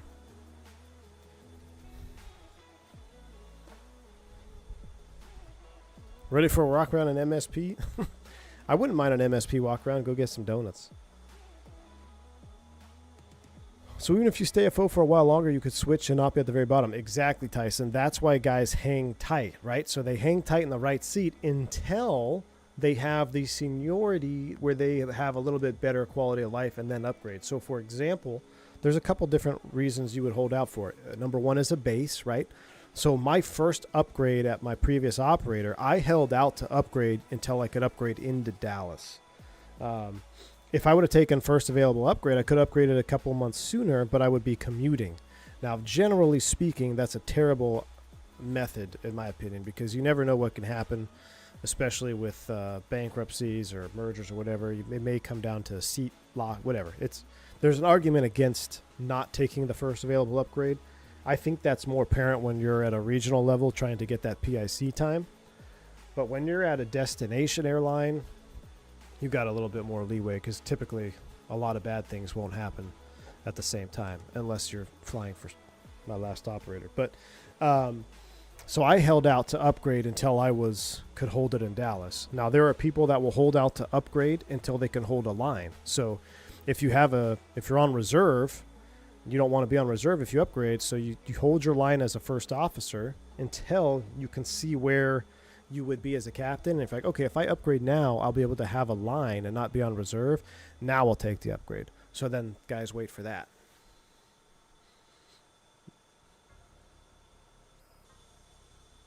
And it's a shame that they're exiting Sky Harbor for sure.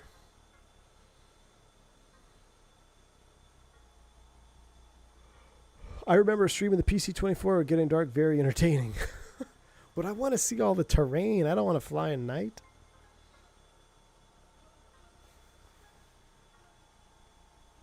Oh yeah, Mr. Martini, I'll let you know. When a merger happens, and let's say you and other pilot from a different airline are the same hiring date. So this is where it gets messy, Jamesy. So when a merger happens, you have to integrate seniority list. Or it's called SLI, Seniority List Integration. And this is typically negotiated by the unions, the respective unions for each operator that are merging. And the rule of thumb is it's not going to be finished until everybody is equally unhappy with the results. So sometimes they do date of hire for the most senior guys because they're the ones negotiating and they look out for themselves. And then there's some type of integration in the middle of the list. So like, okay, so our airline has been around before longer than your airline, so we're going to do 2-to-1. So we're going to have 2 guys on the list, and then you could have 1 guy. And then we have 2, and then you have 1. So there's an integration like that. And then it gets all the way to the bottom, which nobody cares about the bottom people, and then they probably just staple them on in seniority or in a date of hire. So it's a very messy way of integrating the list, and people get pissed off for years, for decades. It ruins careers. It's killed people. TWA got stable to American. There were guys that killed themselves. Like, it's a very messy, and it's a very what's the word? It can be a very aggravating time, and then you got to integrate lists. So mergers are typically ugly, and it's not complete till everyone's pissed off. But yeah, that's seniority list integration, SLI. My first carrier was a commuter. Hop onto the right seat as long as I could to keep commutable steady. There you go. Nice classic jet. Premium is done straight seniority, but pilots have to choose to pick up straight or 150. So you can sneak in a pseudo 200% trips on. Pick up, okay. So pick up a straight pay 2-day with just the deadhead back on day 2, and instead deadhead back on day 1. 2 days of work for. Yep. Okay. Cool. So you can get released. Can you get released from deadheads, Turk? So what's the process for that? Like same scenario, right? You have a trip. It's a 2-day with just flying on day 1, deadhead on day 2. When you get done with flying on day 1, what's the release? Do you just, can you call and be like, hey, can I get released from that deadhead, or how does that work? Scandinavian 4086, contact Polaris Control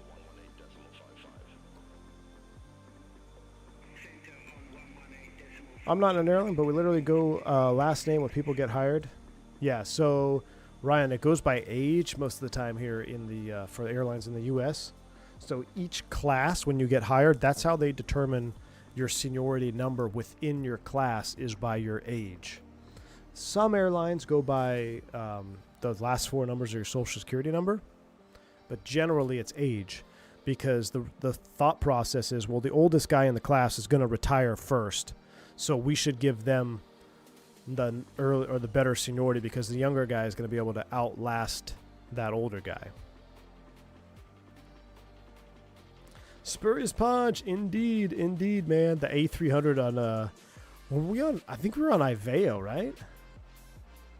Dude, A300 in Germany was scary. You sent a message that you're no-showing, deadhead to crew tracking. Okay, cool. Most of us wait until we're in the alternate deadhead. Yeah, that's good. Okay, all right, very cool. Wait, you can book yourself on a positive? Wow. Interesting. Very interesting.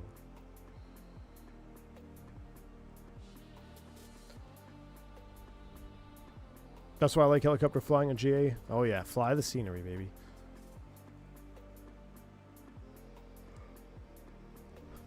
We're not happy till you're not happy. Say more.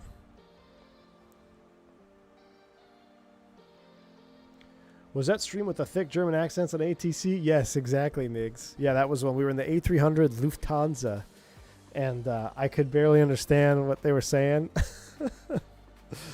Yeah, dude, that was wild.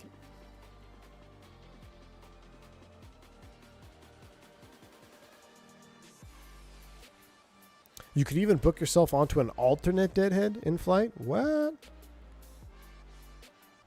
Very cool, Turks. All right, that's pretty good. That's awesome, man.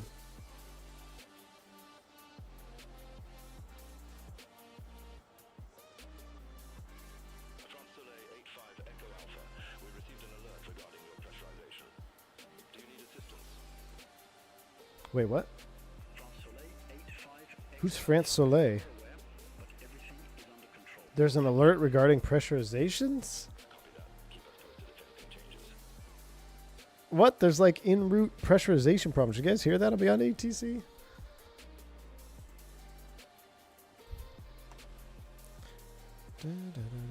Top of descent in 150 miles. 14:49 at the destination. Time now is 14:40. So we got about 40 minutes here in level flight. As we watch, though, I gotta turn that wing light off. Hold on. Where's the wing light at? Logos are off. Oh. Got you. Got him.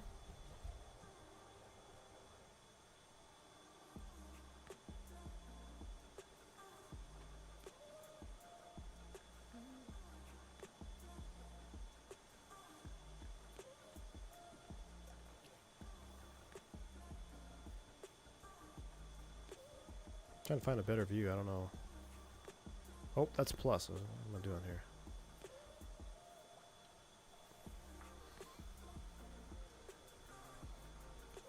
Beyond ATC. Yeah, beyond ATC. In the MD, is the MD worth full price, or are they holding back from getting us the price? Ah, man. Marcus, I tell you what, dude, I will tell you that for what you get texture-wise and sound-wise, it is not worth the price.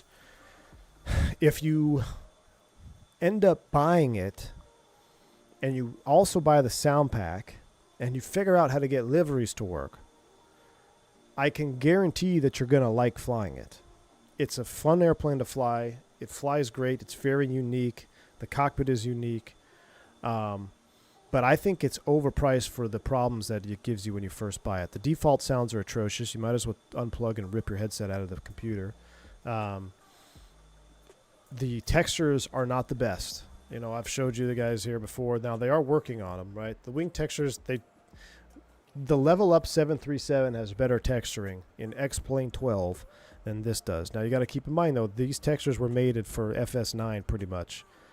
But they are working on an update to bring all of this up to 2024 standards. Now, the cockpit has some areas that are bad, but some areas are still pretty good. The cockpit still holds pretty good, right? Now, where it gets a little is you zoom in here, right? Like, this doesn't look all that great. Level up 737 X-Plane 12 is better than that.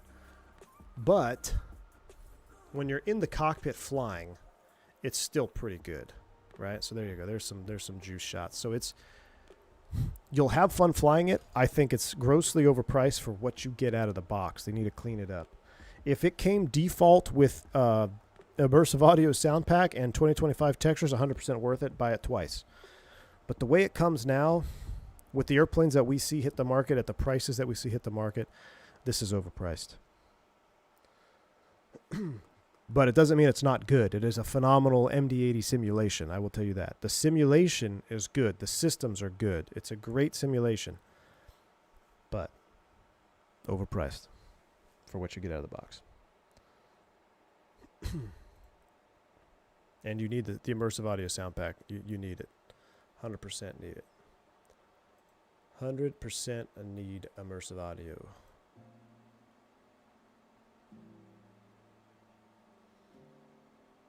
What do SAS folks listen to, music-wise? What's SAS music? You'll learn to love any sort of deadheading showing up in your schedule? All right, I like that. Classic Jet Simpod. Hey, this old guy going to A320 school tomorrow. Ooh, any system gotchas or nuggets I can whip so the road goes more quickly? No, I can't think of anything off the top of my head, man. I haven't flown the A320 in so long, it's like a distant memory now. I've already buried it. Man. Aviation Dude 95 got us doing a second stream. I was going to do X-Plane second stream tonight. I was going to do our night flight to Mexico City. It's 1 o'clock. We'll be on the ground at 1:40 to start the stream. If we did a stream at like 3:30, I don't know. Maybe we'll do a Baron flight later. I don't know. Aviation Dude 95. I'm thinking. Yes, A300. Absolutely, GUI. A lot of U.S. carriers use that one. I've been bringing the A300. It's put me in a mood for old school flying. I'm going to put the MD out of the hangar for the first time in years. Oh, yeah. If you don't have the sound pack, it makes a huge difference in flying this airplane. It makes this airplane really enjoyable to fly.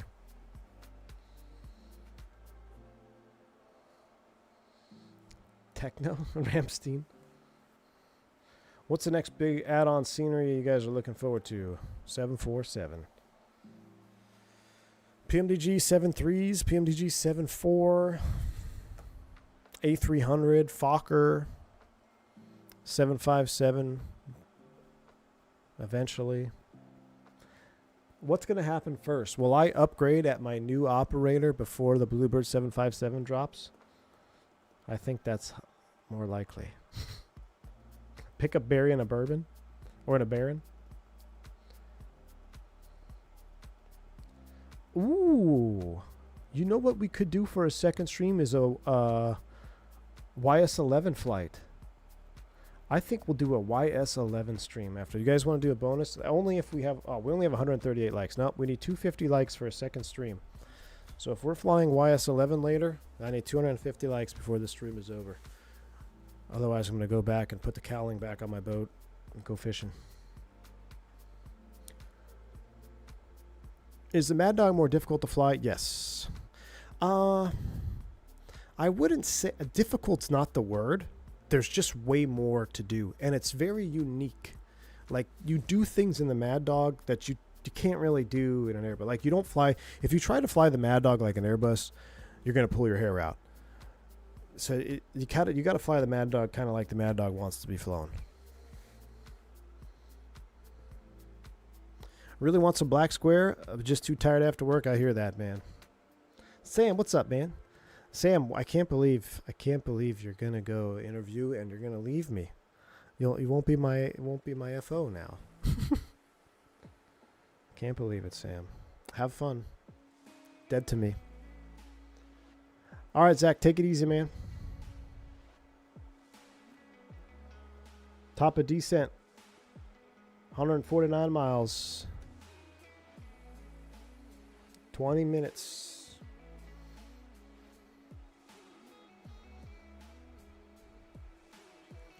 Sweden control Skywings 9, flight level 400. I think the MD80 is way easier to land than the 7.3. Really? Well, the 7.3... Well, I haven't flown a good PMDG, good 7.3 in a while. I know, Sam, I'm just messing. But I know you're going to go there. I don't blame you, man. I mean, they're a great company. But here's the thing, Sam. I know firsthand 2 people, and I know 3 people secondhand that have left that carrier for 2 others, which is kind of unheard of.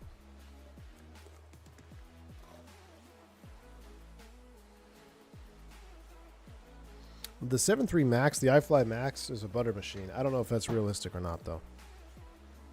Every time I'm on a wingnut flight, he's always smashing the landing, so I don't know. He makes it seem like it's much harder.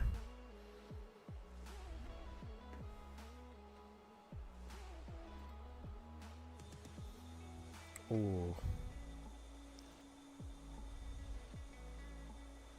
Chat. That is beautiful. Look at the terrain down there.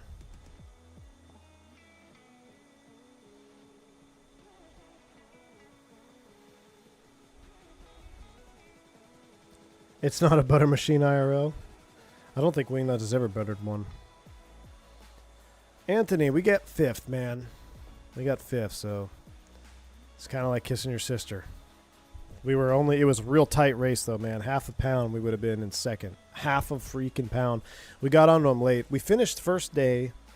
Day 1 on the first lake, which we hadn't, both of us, we hadn't fished it in like 5+ years. We held our own. We ended up 5th on the first day, which is good. We were within striking distance. And day 2 on Lake Louisville, which is one of my favorite lakes. I lived on Louisville for a while. I know it really well. We just figured them out late.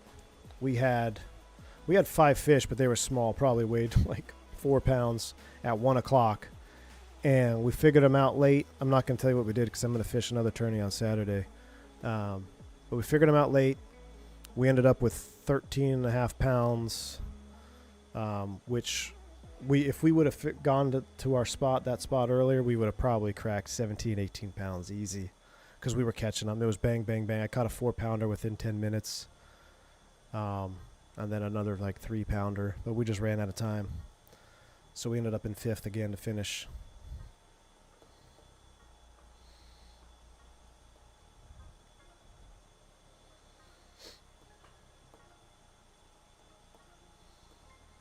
But if we would have fished the Texoma tournament, we would have finished 2nd in Angler of the Year, like 5 points behind the guys who won.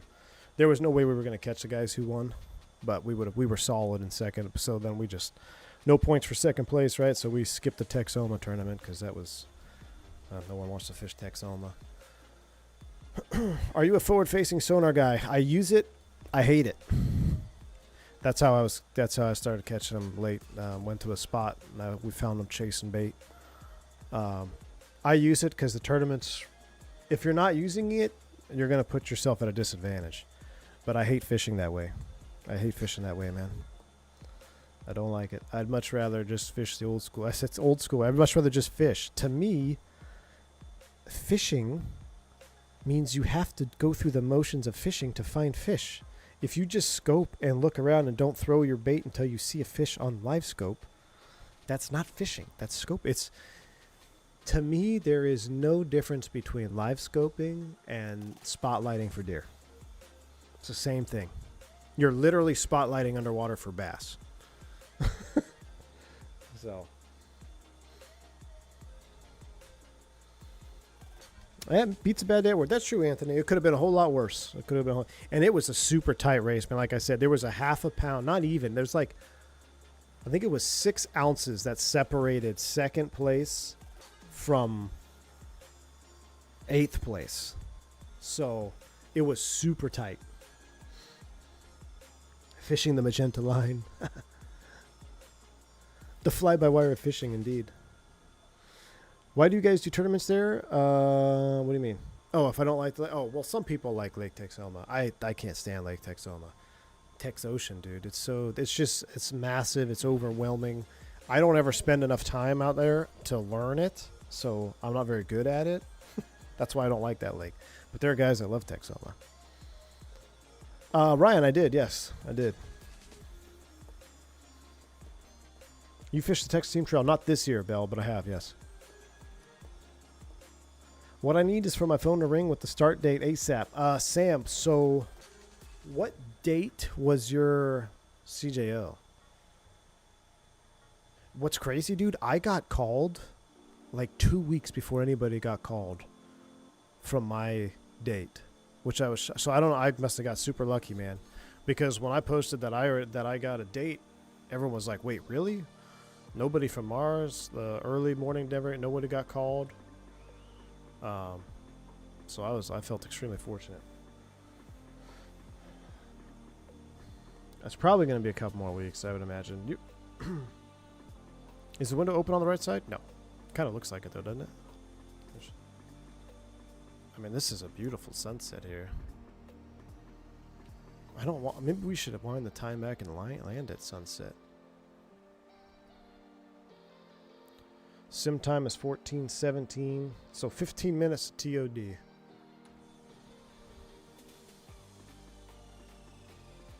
So it's going to be dark 30 by the time we do this approach. SAS livery hits hard, man.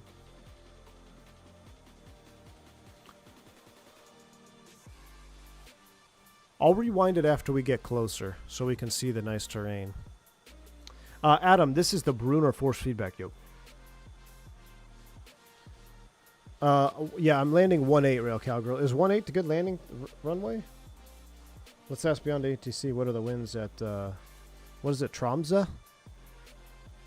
Center, Scandinavian 357. What are the winds at Tromsø?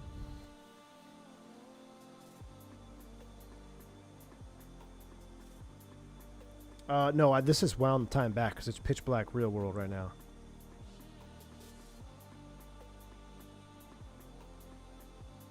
Scandinavian 357. Tromsø winds are 230 degrees at 6 knots. 230 at Visibility 6. is 10 plus miles. Awesome, thank you. Dude, this controller sounds like a real person. That is scary. That controller voice sounded real. So ILS 18 is 1099. I guess our final approach course is 183. We can spin that in.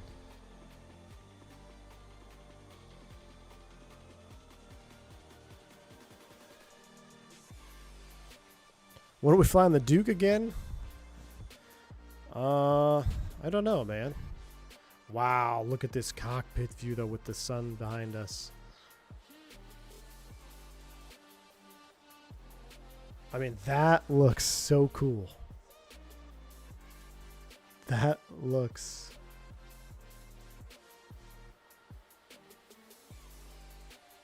That looks so cool, does it not?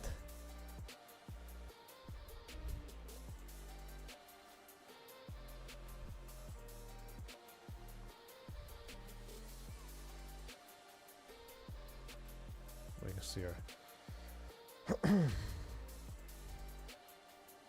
3 greens. Good day, legends. Good day, sir. Good day, or should I say, good day, mate. Throw another shrimp on the Barbie. I did a tour on the coast of Sweden and Norway in the Duke. Oh, man, I bet that looked amazing. I'm using Microsoft 2024. Does Microsoft 20 work on liveries for the Mad Dog? Some do, Tanner, yes. You just have to install them in the 24 liveries folder in the documents section. It's such a pain in the butt, dude. But they do seem to work. There are a handful that will screw up. I tried to put one in there, and it actually bricked my sim. Like, I literally could not launch the sim. So I had to delete it from the community folder, and then my sim would work just fine. It was really weird. I can't remember which livery that was. I'm trying to think. But the majority do work. Well, D-Doom, that's the problem. The formation flying is no longer because of VATSIM. Like, what made Barry Seal Tour de Americas great was the being on a network. Which is ironic that we didn't get in trouble for that. Just got in trouble for... Or nobody got in trouble, really. They just... I don't know. Multiplayer, too many trolls. I've been toying with the idea of Iveo Standard, though.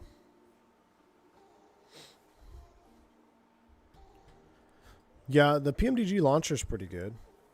I like the way of just putting it in the community folder. Not having to think about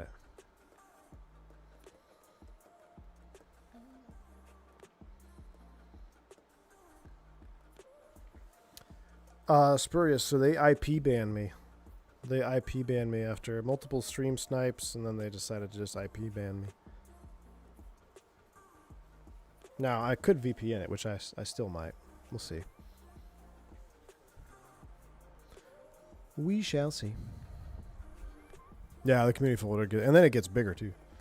Better be plugging the Cali Crew V1. We're working hard over here. Zippy, hey, Zippy, I saw you your Cancun landing there. Pretty nice, man. Pretty nice. Testing out the stick shaker. No, I'm just kidding. What happened with the throttle control failure on this last landing? I was watching that before the stream. Who's flying on Cali Crew right now, Zippy? Is somebody flying right now?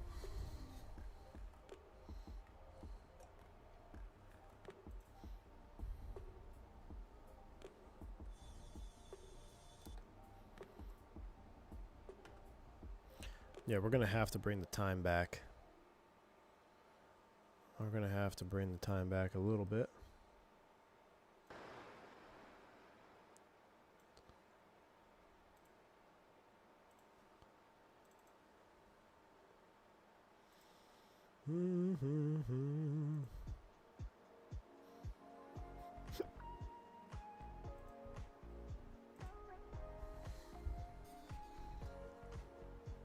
Scandinavian 357, Sweden control, expect at wig 1 Mike, runway 18. That's what we got. Expect at WEG 1 Mike, runway 18, Scandinavian 357. That's what we got.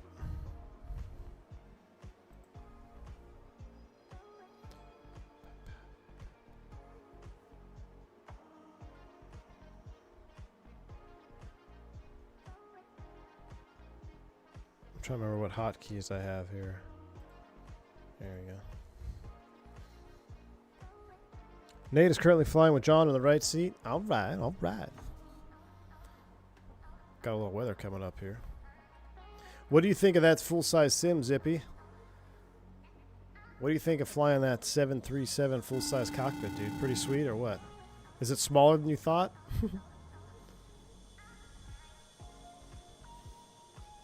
Scandinavian livery hits so hard, guys. I love this livery. I want to go to Scandinavia. Maybe one day I'll renew the vows with the wife and we'll go on a second honeymoon. Thank you, Biggs, for the super chat. Just get everyone to formation fly with their own beyond ATC. I'd pay you to watch that. That would be something, Biggs. That would be funny, man. Contact Polaris Control 118.55. Polaris Control. 357. Have a good afternoon. You have to do the landing at night as well for the replay. Oh, so should we do the landing at night? Polaris Let me put a poll in chat. 357, flight level Poll time. 360. Poll time. Scandinavian 357, Polaris control, radar contact.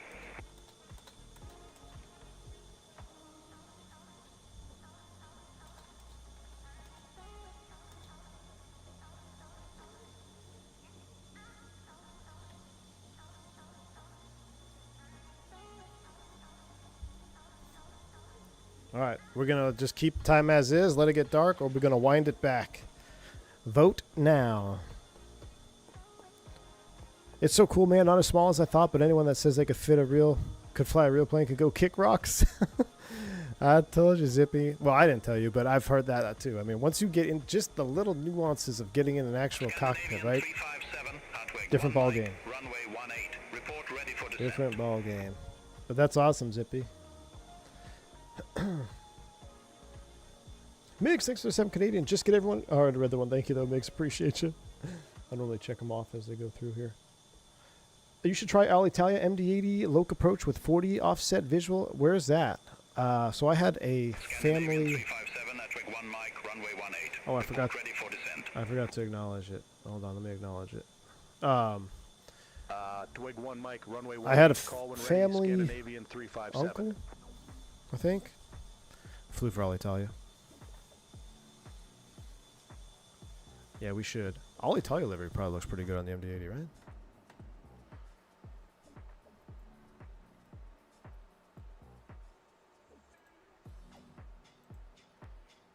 ENTC.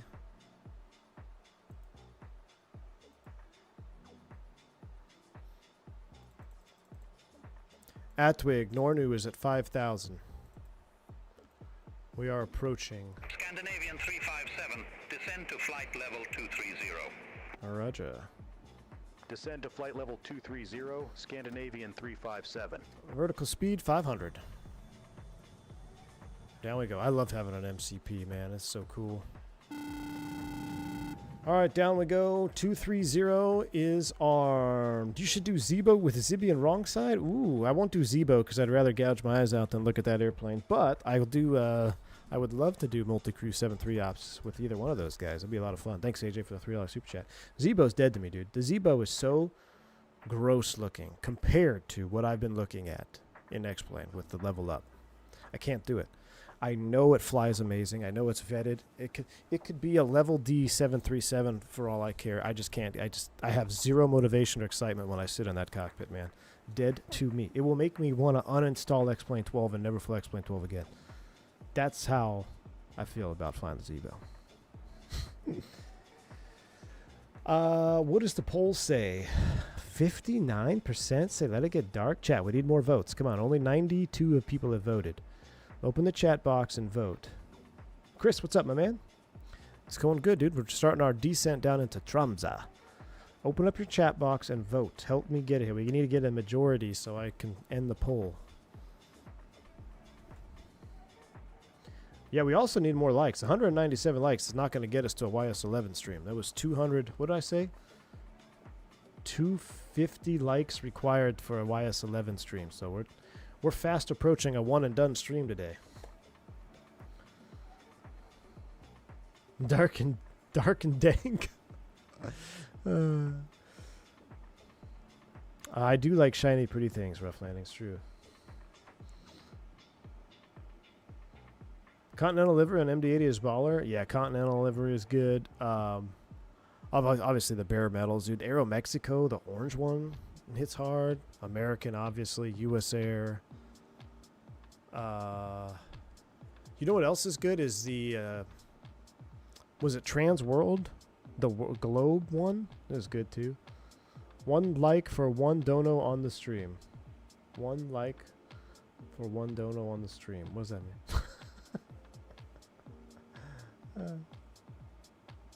Migs, thanks for super chat. This is clear. Microsoft elitist channel. No need to explain. 100%. 100%. He wants people to vote to keep daylight savings time. The bowling shoe is very good. Air Cal, yes. Yep. Thank you, Migs, for the 7 Canadian. Appreciate you, man. Very kind, sir. All right, 129 votes. That is almost a majority. It looks like we're going to let it get dark. All right, poll is over. We're going to let it get dark. That's beautiful, though, right there. My goodness me. A little bit of ambience.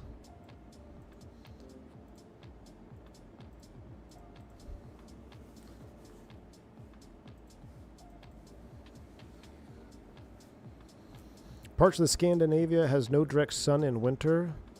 Svalbard is already in the winter darkness. Really? That's crazy.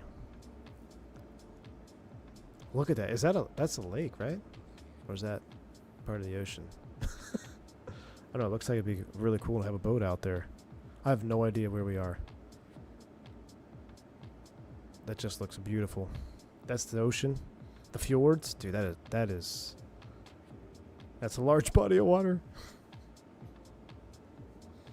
I remember one time I took off out of Chicago, out to the east, and I was the first officer. I was at my regional, and I took off, and I looked over at the captain, and I was like, man, so what ocean is this? Just to mess with them. Commercial flying in the Arctic during winter is something I could only imagine, dude. A lot of nighttime flying. A lot of night hours. I bet SAS pilots have a lot more nighttime on average than American pilots. Sounds like an Acme pilot. What sounds like Trans-States when they first got jets. Was it Trans-States? No, Piedmont. It's Piedmont when they first got jets, when they got rid of the dashes. Where I overheard them, we were going Philly to Kennedy. And I could hear Piedmont was talking, and the controller's like, go direct to, I can't remember the fix, super common fix. I think it was on the departure. It wasn't Woodstown, but anybody who's flown out of Philly, it was. What? Excellent. Thanks for asking. You? Why are they, dude? We have chatter on. Much better now that I know you care, friend. That sounds like that's 100% Chaos. Is that Chaos talking on the radio? That was Chaos talking on the radio. That's pretty crazy. Oh, chat, we need to start descending here pretty soon, right? Widerøe 2 Quebec Romeo, Barbie 1 Mike, runway 18, report ready for descent. Atwig, Atterboat. Barbie 1 Mike, we need to go runway down. 18, ready for descent. I'm here Widerøe vibing. 2 Quebec Romeo. I'm here vibing. We gotta put Widerøe the 2 music Quebec down. Romeo, descend to 5,000 feet, QNH 1001. We need to start descending. Descend to 5,000 Gilgu feet, is at Widerøe 2 Quebec 8,000. Romeo.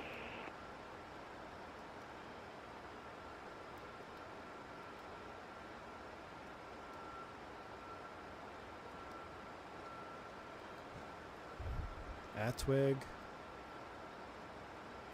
Oh no, Atwig, Unlink, and then Nornu. We need to pick up this rate of descent, chat.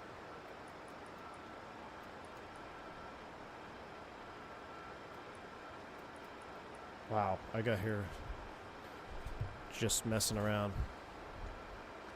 Vertical speed 2,000. Scandinavian 357, descend to 5,000 feet, QNH 1001. Descend to 5,000 feet, QNH 1001, Scandinavian 357. All right, 5,000 is set. And what we need to do is essentially clamp it at idle. And down we go. Right? Let's go ahead and get the seatbelt signs on. Oh, I never turned them off. My bad. Alright, those are coming on. Let's take a look here at the rest of our stuff. 1099, 183, we've already dialed that in. We're not going to need to do the procedure turn because we're coming off of Nornu. 4-degree glide slope.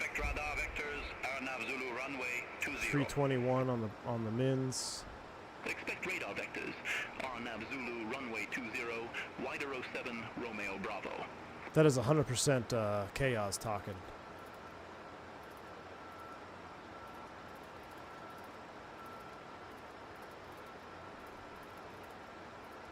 Trying to get the right amount of juice here from my cockpit.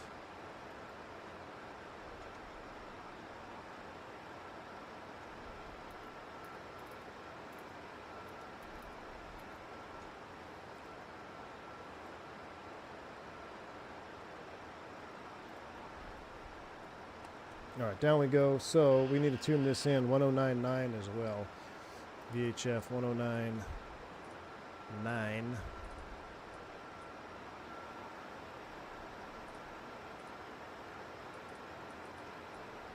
1099, 183 is set on both sides. We're hustling down. A little bit of speed brake action here. I'm going to take over the vertical speed. We're not going to do 5,000 feet a minute. That's a little bit aggressive. Let's come back to 3,000.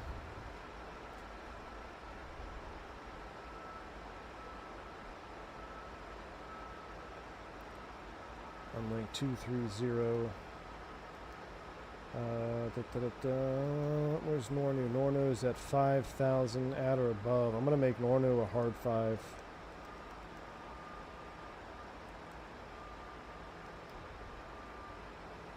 Nornu's a hard 5, and yeah, we're still way below, or way above the path. Single queue, man, the way it was meant to be flown.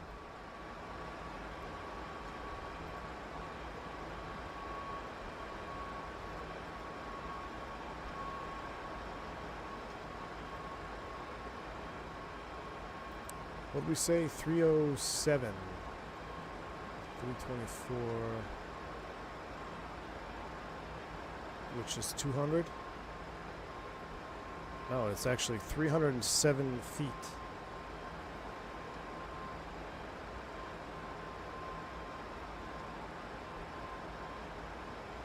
Side slept a bitch, yeah.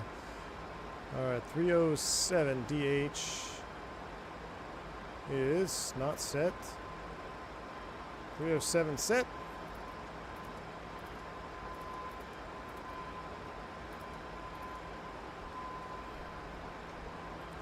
Down we go.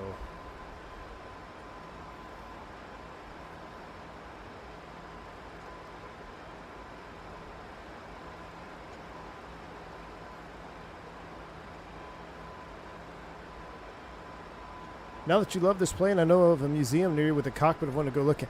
You know what, Sam? I never actually went into the cockpit at that museum, but I need to go there. I went into the DC-3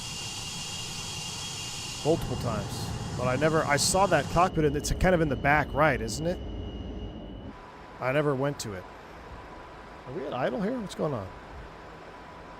Yeah, we are at idle.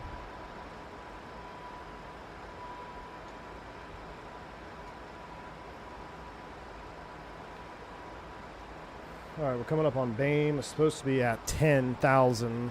We're getting there. We're looking good. Ooh, a little bit of turbulence.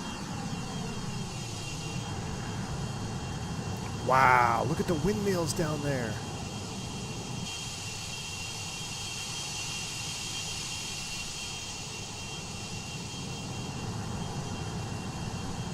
X-Plane could never.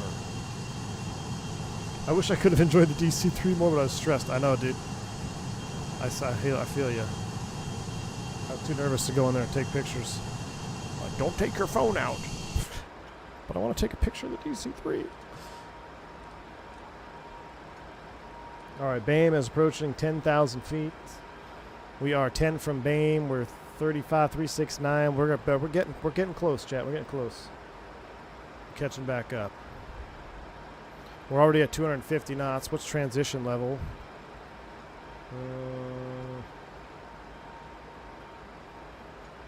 Transition doesn't tell me.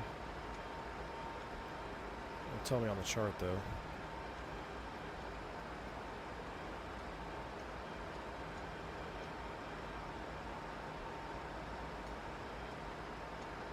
$7,000 feet.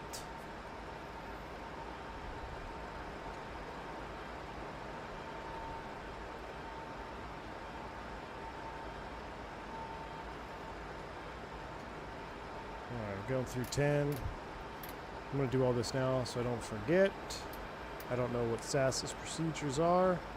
We'll throw the logo light on though, just for... Oh, that is awesome. Look at these fjords. Look at the... Oh my goodness. Screenshot. Screenshot. Look at the light beam up to the logo light there. Alright, this is my new favorite place to fly in the world. Scandinavian 357, flight level 09 or 2 with the numbers. Scandinavian 357 Tromsø approach. QNH 1001. Expect the ILS Zulu runway 18 with the non-RU transition. That's what we got planned on. QNH 1001, expect the ILS Zulu runway 18 with the non-route transition, Scandinavian 357. Scandinavian 357, cleared direct non-RU, cross non-RU at or above 5,000 feet. Cleared ILS Zulu, runway 18. We're already going direct to non-RU. Clear direct non-RU, cross non-RU at or above 5,000 feet. 5,000 is Cleared set. ILS Zulu runway 18, Scandinavian 357.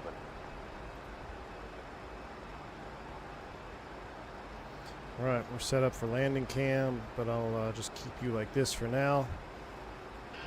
Non-RU at 5, which we're there. We're going to stay in RNAV mode. I need to get flight recorder ready. We're about to go into some potential icing situation. So engines, airfoils are coming on. There's the altitude alert. Altitude captured. That checks. We're coming all the way back. I'm going to select 180. Scandinavian 69. Charlie, good afternoon, 1,000 feet. Dude, beyond ATC, voices out here are better than I've ever heard. Contact Polaris Control 118.55. Center on 118.55, North Lima, bye-bye. Scandinavian 69 Charlie, Tromsø departure, good afternoon, identified. Climb to flight level 190. Climb to flight level 190. Scandinavian 69 Charlie.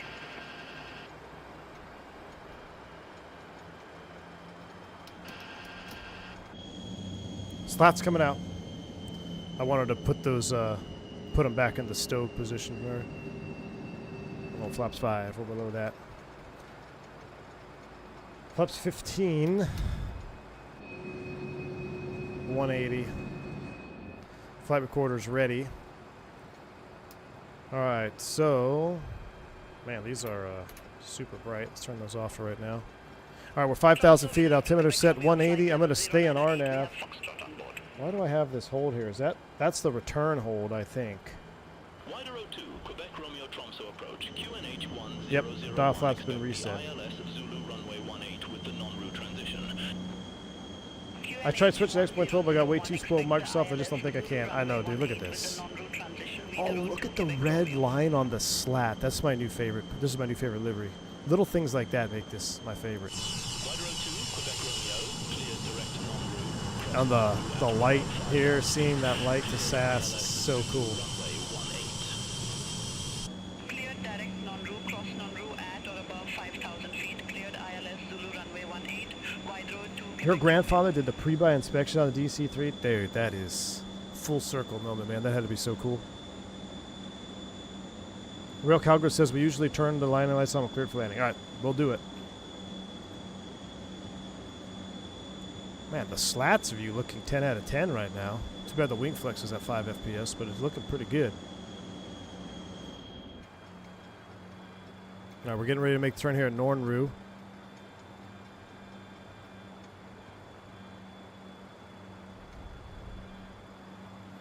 Should we do auto brake? Nah, manual brakes.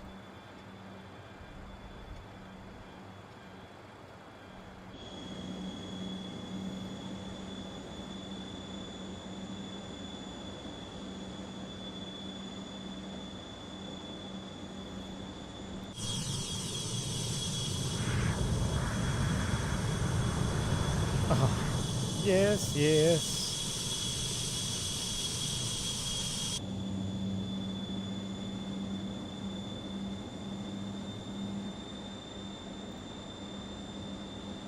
All right, Nornru inbound.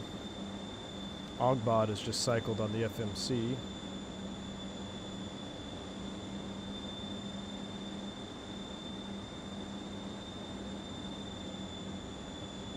Looks a bit windy down there. I can see some Swedish mountains or waves on the water. A little bit of light chop on the water today. Ooh, there's the moon. Yeah, flying a little bit in X-Plane 12, you realize how awesome 2024 is. I can't wait for the lights fixed, though, in 2024.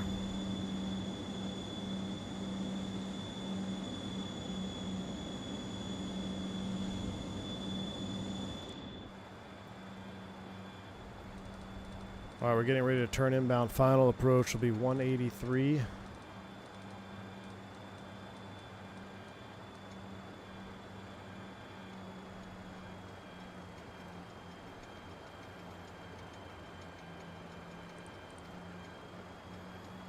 ILS is armed.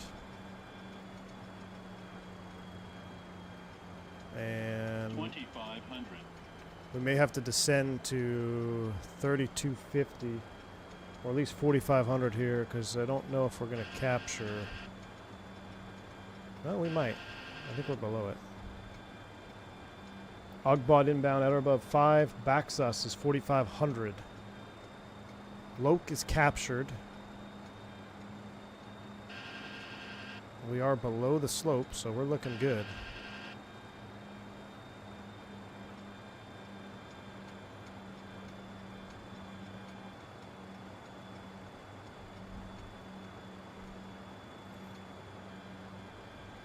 .30-knot crosswind though right now. That's a little bit spicy. A wee bit spicy. And this is a 4-degree slope, so let's go ahead and come back to 170.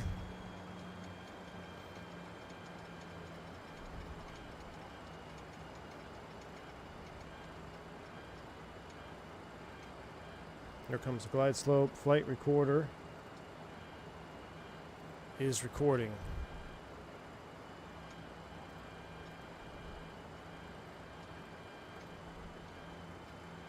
Glide slope's alive. Go around altitude is going to be 5,000, so we'll just leave it as is. Glide slope captured. Flaps 40, 127 is the ref speed. So let's go ahead and bring it back. Let's start slowing down. We'll do 127 plus 5. Gear down.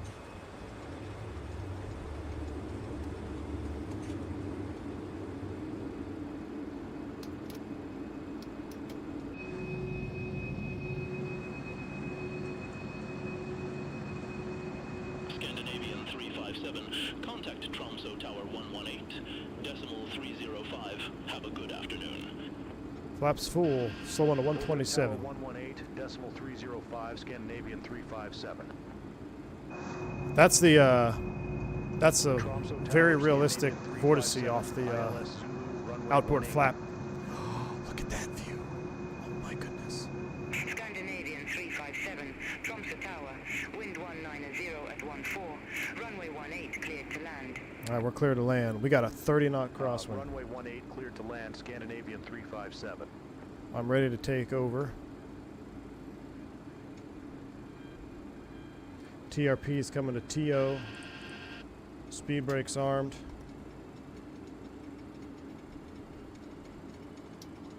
Auto throttle's off. I have the thrust levers.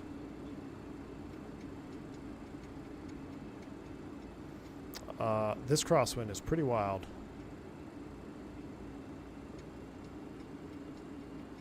Sounds are coming up. Runway's in sight. Autopilot. 2500. Autopilot. Autopilot is disengaged.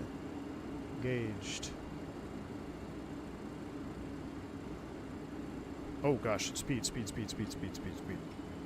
I don't have it bound, I need to bind that.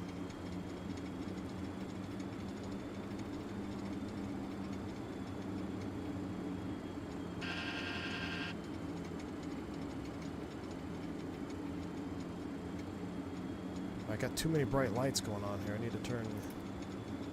Yeah, there we go. I need to turn my PFD down, but I don't know where the. Is it this one? There we go. Now I can see what we're doing here. Got blasted full bright. All right, auto brakes are off, spoilers are armed, flaps full, TO is set on the TRP, runway's in sight. We're looking good, Chad. We are looking good here. Type rate me now, baby.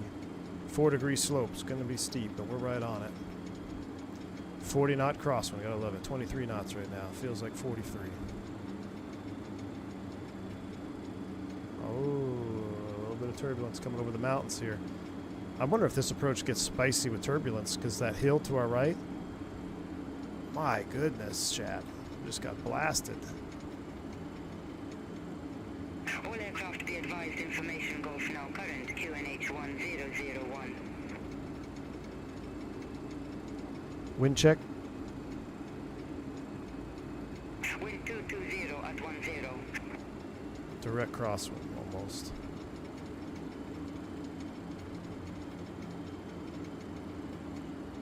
Why not flaps 28? Because 28's mid. Full flap all the time, every time.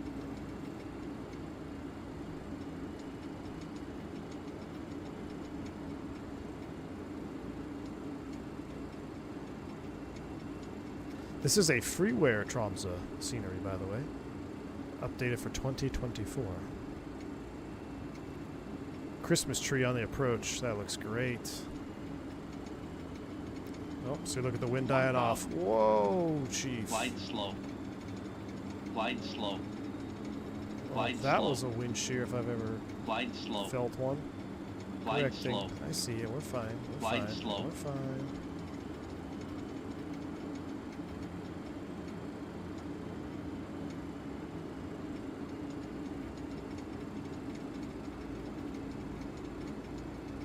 Keeps blowing me over to the left. Dude, this is wild. Correcting, slow. I see it. Glide slow. Glide slow. 500. That's a very interesting lighting configuration. I don't see those very often in the US. Oh, huge sinker, huge sinker. Glide slow. Correcting, correcting, Glide correcting. slow. Huge sinker. Glide slow. 300 minimum. And now we're getting pushed around. We're gonna have to go around. To Quebec Romeo, ILS Look at that. runway Now we got all the gaining performance. There's no way. Son of a gun. We gotta go around. Continue. All right, stand them up. Roger, Video 2 Quebec Romeo. Are you kidding me? Go around.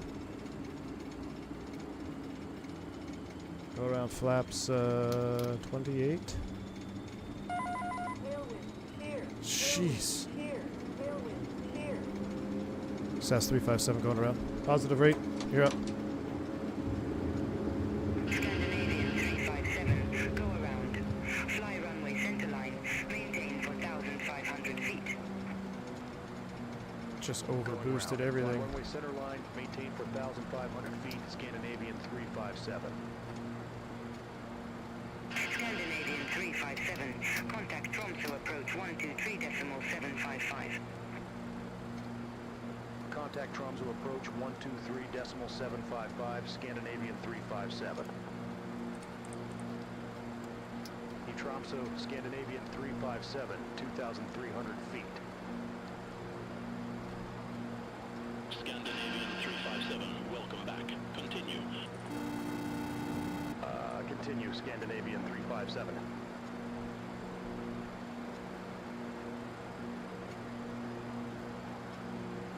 All right, up we go.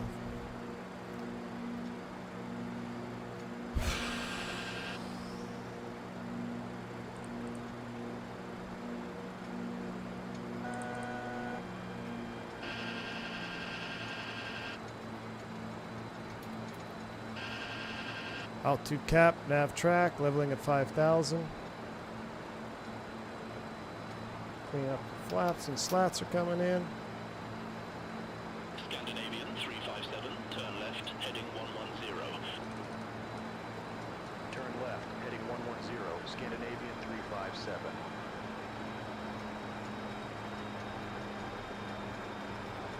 All right, left turn 110. Let's try it again. My goodness. All right, we'll just let the replay continue to go. We're going to try that again. Approach so good, we're going to do it twice.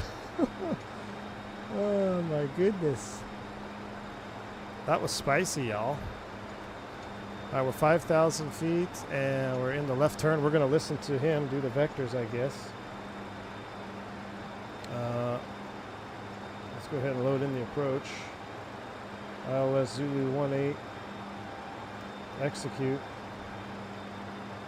And I'm going to leave the mist in there for right now just to see what happens.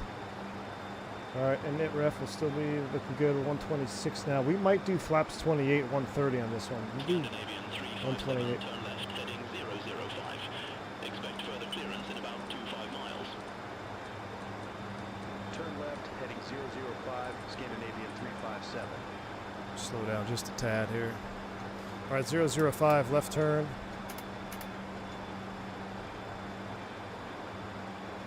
Nope, the vortices are part of the aircraft.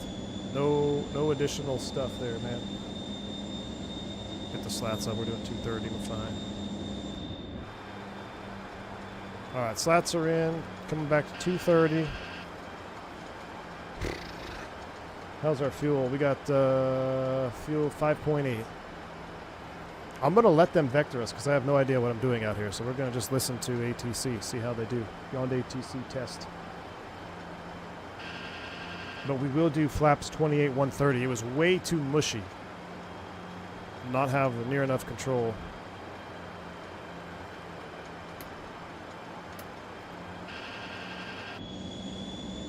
I feel like we're getting awfully close. Wow. We are awfully close to the terrain over there.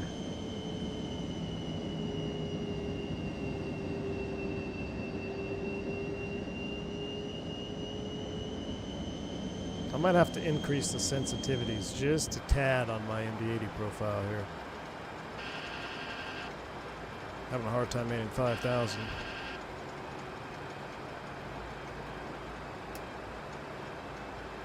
Alright, we're on vector out to downwind, so let's take it off of, let's go back SAS, bring it to the top. And actually, yeah, we'll execute that. Stay in heading mode. Alright, so now our box is sequenced.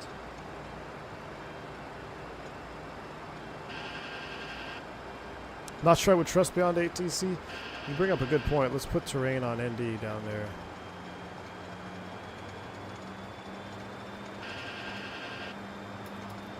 Terrain on ND. Just in case. We're going to trust beyond ATC this time. But I'm going to start slowing up. Let's come back to 180.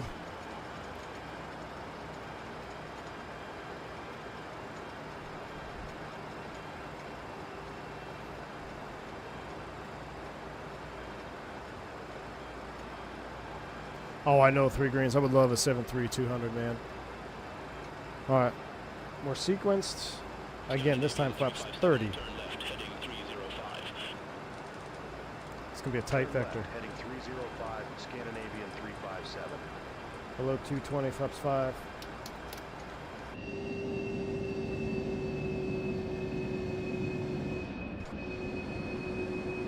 This is going to be real tight, so I'm going to keep slowing all the way back.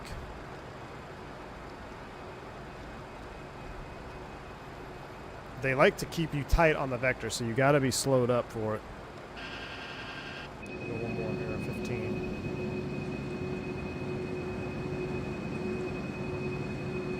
It's so nice to give us a 2F Tromsø.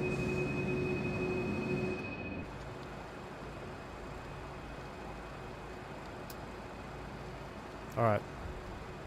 We're coming back to 160 knots now. 160 knots. Flaps 15. And we'll do flaps 28.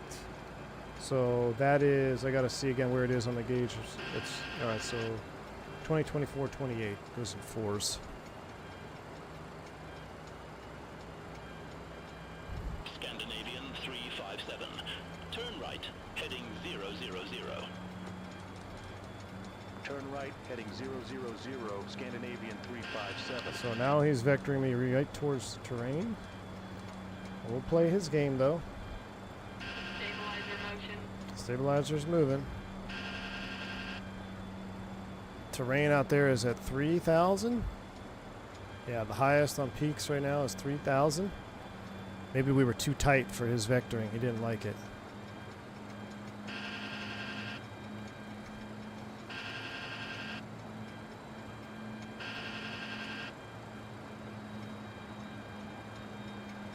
I'm getting post-traumas and stressed in order from watching this. Me too, we're never coming back here.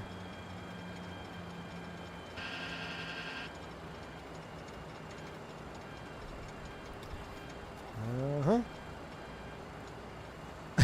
Dale, he's speaking to his colleague. Now watch themselves craps themselves in a minute. Oh, my word. I see a mountain out there. Approach. Chat. What's the highest terrain out here? Someone look at their chart. I am uncomfortable with our distance to terra firma.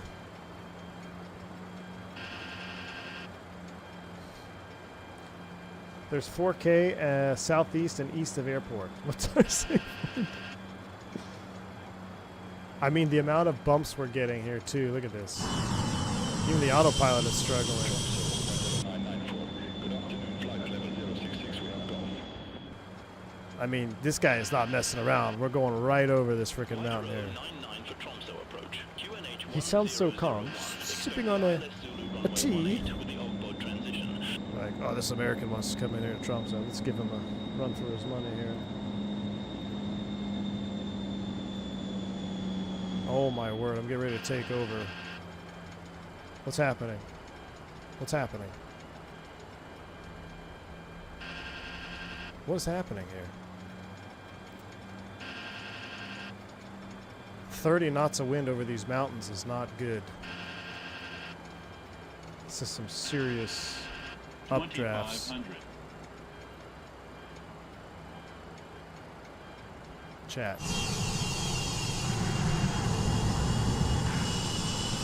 Let's give us a little bit more juice here. Give me 170. I thought he was going to turn us in real tight.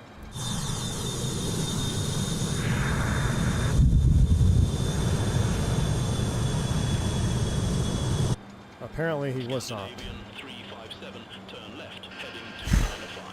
Okay. At turn left, heading 295, Scandinavian 357.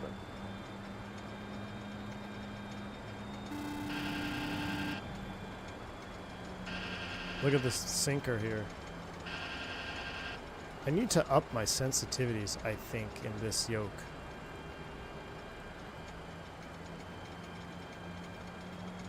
But you can only do it on the other thing, which I don't have.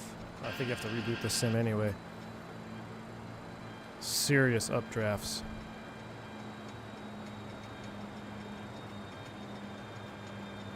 Stabilizer motion.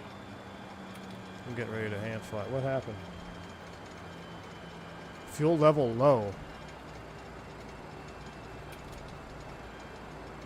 Chat. Fuel level low.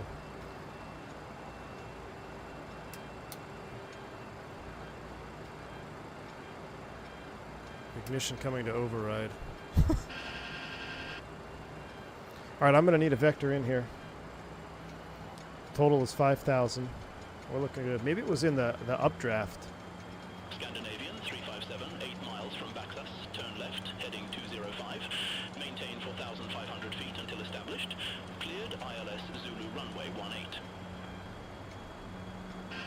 Turn left, heading 205 for 1,500 feet until established. Cleared ILS Zulu runway 18, Scandinavian 357. Alright, ILS selected. I'm going to just maintain 5 for extra buffer. Barrel ref is reset 2958. We're going direct to Baxis.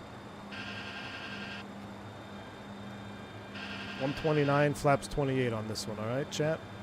129 flaps 28. Yeah, classic jet. Let me just shut down number 2 to save fuel. That's exactly how it works. Oh my goodness me.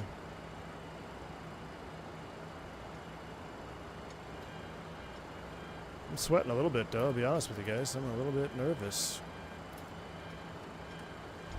I'm a little bit nervous. Alright, well I think we're going to be slightly off the slope. Because we're going right at Baxas. Baxas is at 45. This is going to be tight. Actually no, it's at or above 45.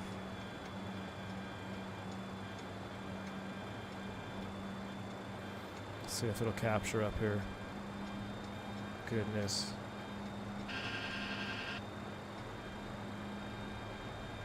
Huge turbulence coming in over the hills here.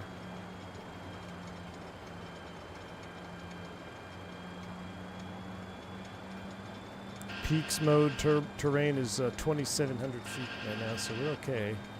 Glide slope's alive. I'm not seeing the loc move at all yet. I'm gonna dial in. I'm gonna dial in 4. I know it's 4,500 feet. Come on, get that localizer. Don't make me descend down. That's so close.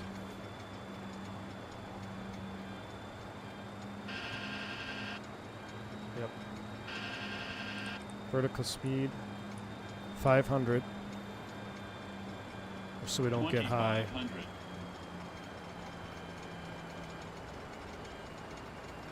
He gave us 4,500 or above until Baxis, so we're okay. Otherwise, we never want to descend off the localizer.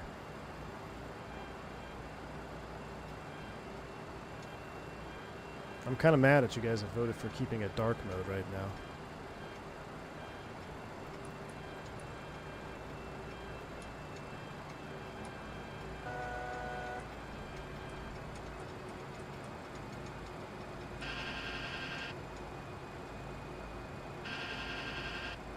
Oh, I lost the...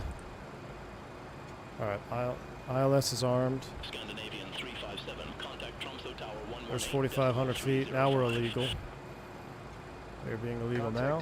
Here's coming down. Decimal 305, Scandinavian 357. Tromsø Tower, Scandinavian 357, ILS Zulu, runway 18. Scandinavian 357, Tromsø Tower, wind 220 at 10, runway 18, cleared to land. Runway 18, cleared to land, Scandinavian 357. Where is this loc? My goodness. Here it comes. Loc captured. Finally.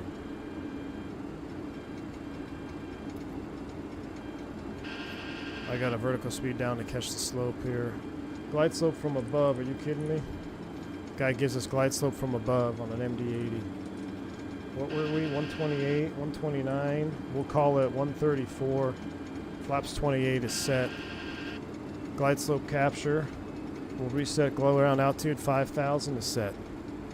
Dude gives me frickin' glide slope from above into Tromsø on an MD80 single pilot. Unbelievable. All right, I'm gonna hand fly this again. What if I disconnect from here? No? Okay. Autopilot. All right, autopilot's off. Auto throttle's off. 128 flaps 30 now. Or excuse me. Yeah, flaps 28, 129 with a 134 VAT. I'm going to keep my speed up a little bit.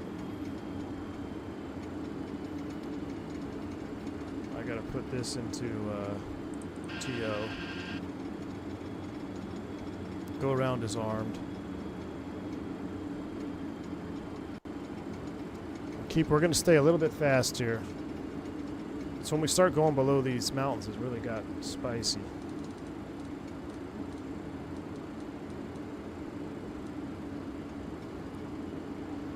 Alright. They gave us landing clearance, right? Alright. Oh, here it is.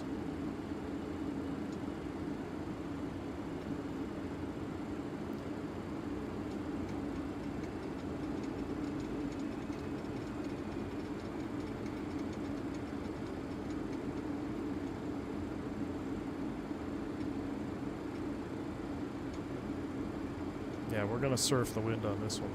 To a stop.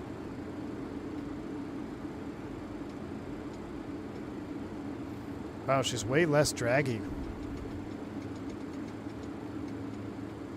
I'm going to get a little low here because I know what's going to happen this time.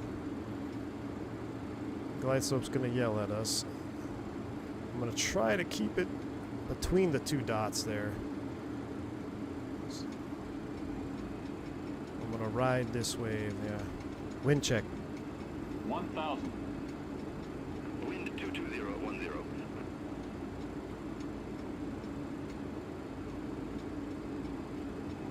Glide slow. I know. We're doing that on purpose. Glide slow. Just want to get just a little bit back so it doesn't yell at us. Glide slow. Glide slow. Right there. Half dot low is where I want to sit. See, now we don't have that much crosswind, so I'm going to go ahead and come back to the left. 500. I know. Here she comes the yelling. Glide slow. I know.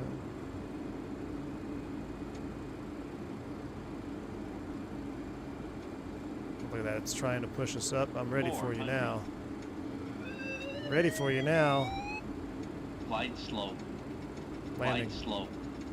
Glide slow. 300 minimums. Glide slow. We're right on the pappies, man. Glide sloping me here. 100. 50. 40. 30. 20. 10. That may have been a lot more firm than I wanted it to be.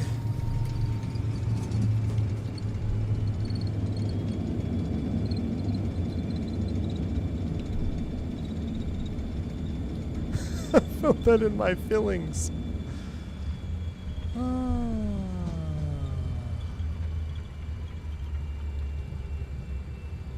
Scandinavian 357, exit next available taxiway. Exit next available taxiway, Scandinavian 357. Well, ladies and gentlemen, welcome to Tromsø. Wow, that was a lot more work than I ever had anticipated. Airfoil ice pressure abnormal. We didn't even have enough pressure for the airfoil ice, huh? I forgot all about that.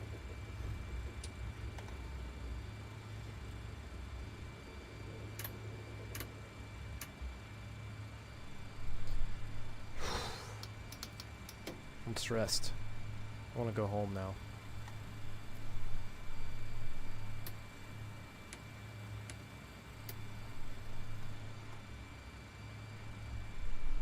Scandinavian 357, request taxi to the gate.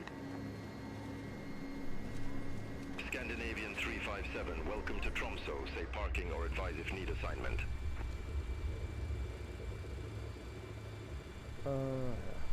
Any ramp is fine. Scandinavian 357. Scandinavian 357, ramp 17 taxi via Yankee 17. Ramp 17 via Yankee 17, Scandinavian 357.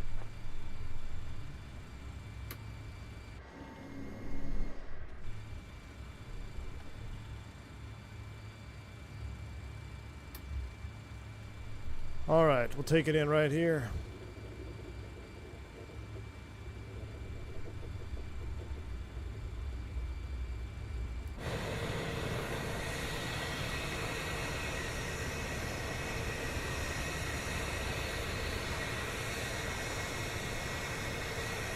I'd like to be able to see this in the daytime.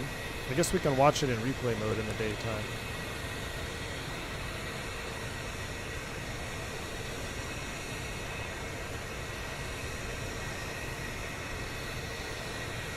Can't do my X-plane parking cam. Gate 19. Out of fuel and ideas and altitude. Three things you don't want to be out of at the same time, right? 3 degrees.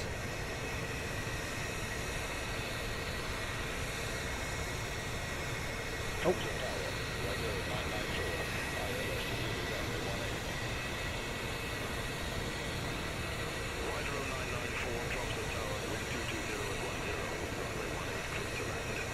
I kind of want to see who's on final.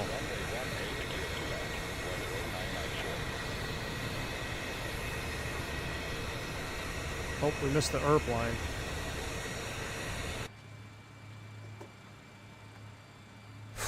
Park brake set. We're not going to shut it down, right? Because we want the sounds for replay mode. But I'm kind of curious.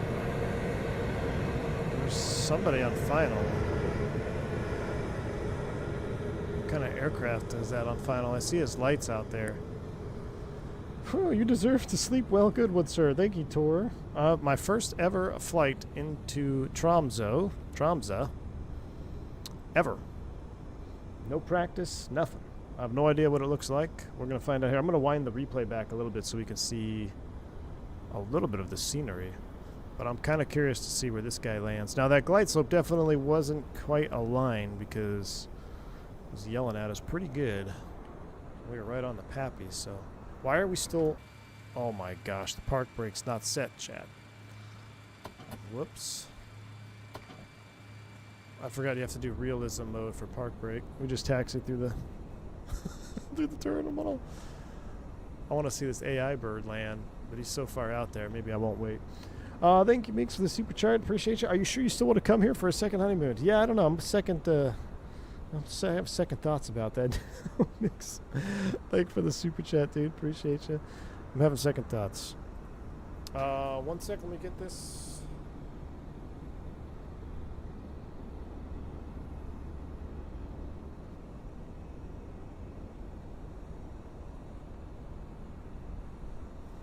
Spam phone calls there. Yeah, I'm not going to wait for this guy to land. He's way too far out. Let's go ahead and watch our replay. But I'll tell you what, we couldn't put the camera right here. So I will leave it. Camera off. Now, what I do want to do, let's brighten it up a bit. What does this actually look like? Oh, this is beautiful. This is beautiful, chat.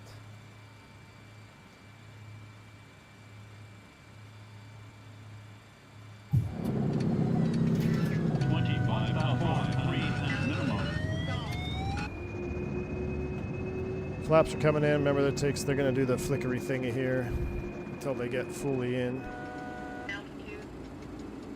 Oh, wow. This looks beautiful out here. This looks beautiful.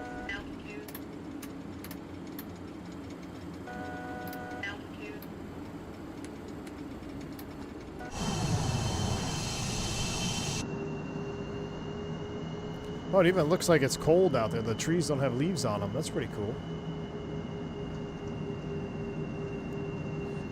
Jesse, it's super deluxe flight where we park the plane next to your car 100%. That's what we do here.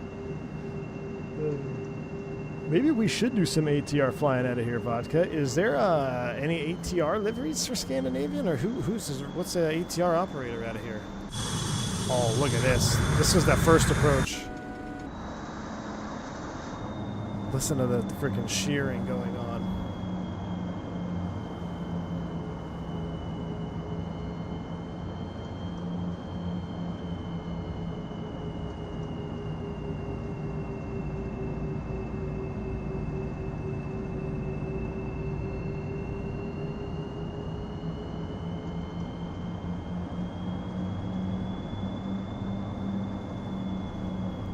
I bet this go-around is going to sound awesome. Wait, Finnair? Does Finnair operate an ATR? Finnair doesn't operate ATRs, do they? I want to see this from outside view. Look at that. So this is where we had that. We had a sinker. We had a huge sinker, and then it was just... We even got a wind shear on the go-around. That was freaking cool. I hope it does the spool-up sound. Big wind shear right here. Yep.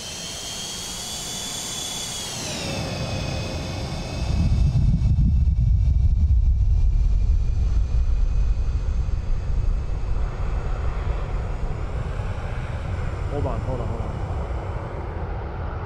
Pause it.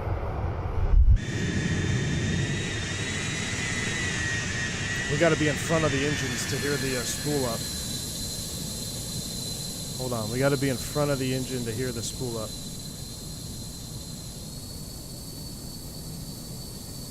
Watch this. I think this will be pretty sweet.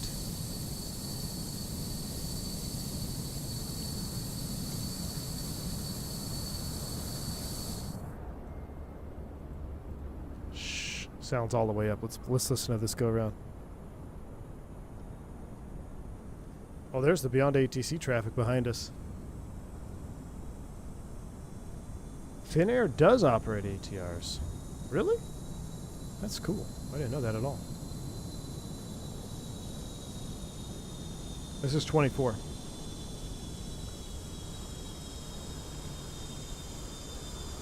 Here we go. All right. Nope, not gonna happen.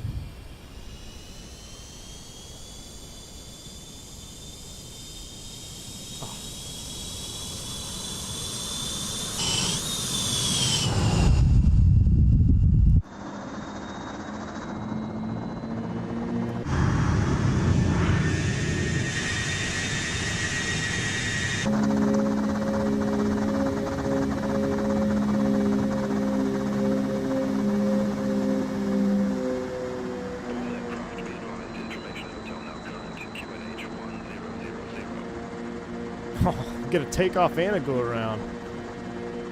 Yeah, the flaps aren't cracked because when the position doesn't line up with the handle, they just flap.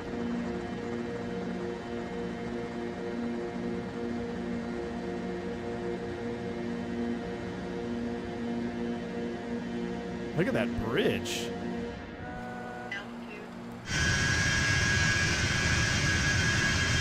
All right. We'll spin it around to the actual landing.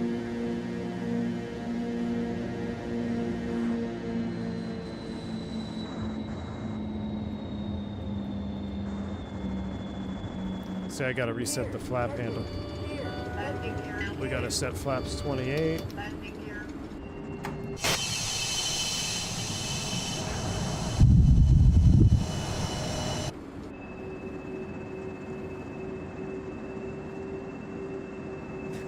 I don't think people who live here even know what flip-flops are, man. I don't know, Real Cowgirl, do you have flip-flops out here?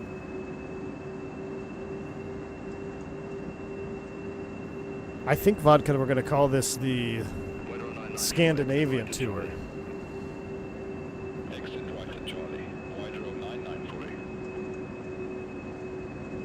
What are summers like up here? What's the high? 75 degrees? We wear flip-flops and fight polar bears for lunch. Alright, so second approach. Flaps 28 landing. See, this is why I always land flaps full. Flaps 40, because look how mid 28 looks. Just looks kind of meh. Oh, look, there's a buoy marker out there. This is a great freeware. Gosh, I hate how it keeps bringing me there. Look at the bridge, too.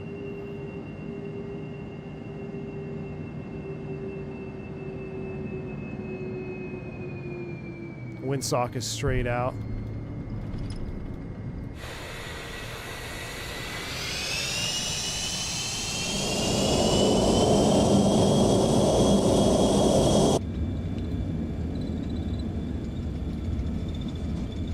Alright, not bad. Let's do a flyby.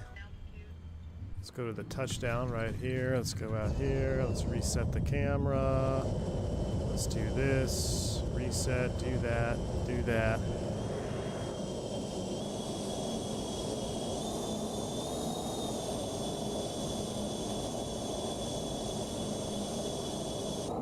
F-28 ops would be cool out of here too. This is a default, this is a freeware scenery, Flight Sim TO. It's updated for 2024. It's a freeware Tromsø. Norway Tour and Comanche could be fun. You're absolutely right. SAS or DAT have ATRs.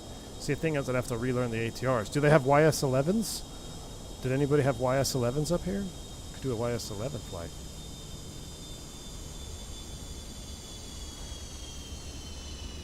Ooh, so it said 280. Well, I was 100% at 280.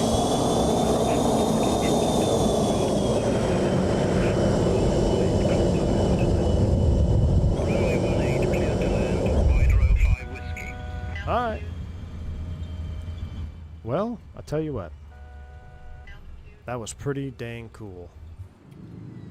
That was pretty dang cool. I'm going to start you with the replay back here. And we'll start the sail. Because that was pretty epic. Thank you for the recommendations to come out here. We're going to do more flying out here for sure because this is way too epic scenery to not fly around here low and slow. Maybe ATR, maybe Baron, maybe YS-11 if I can find some type of livery that would work here. We're going to have to investigate. I've never been here in real world. I've never been here in sim world, but I've always known about it.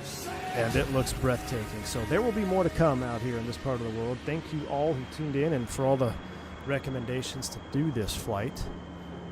I'm going to wrap it up now. Thank you for the super chats, the bank angle checks. I am going to see. The day is still young. We may squeak out that second stream. We did hit 250 likes. I did say we would do a bonus stream at 250. So I got to figure out what we're going to fly next if we do a bonus flight. So keep your alerts on. There may be more to come this afternoon.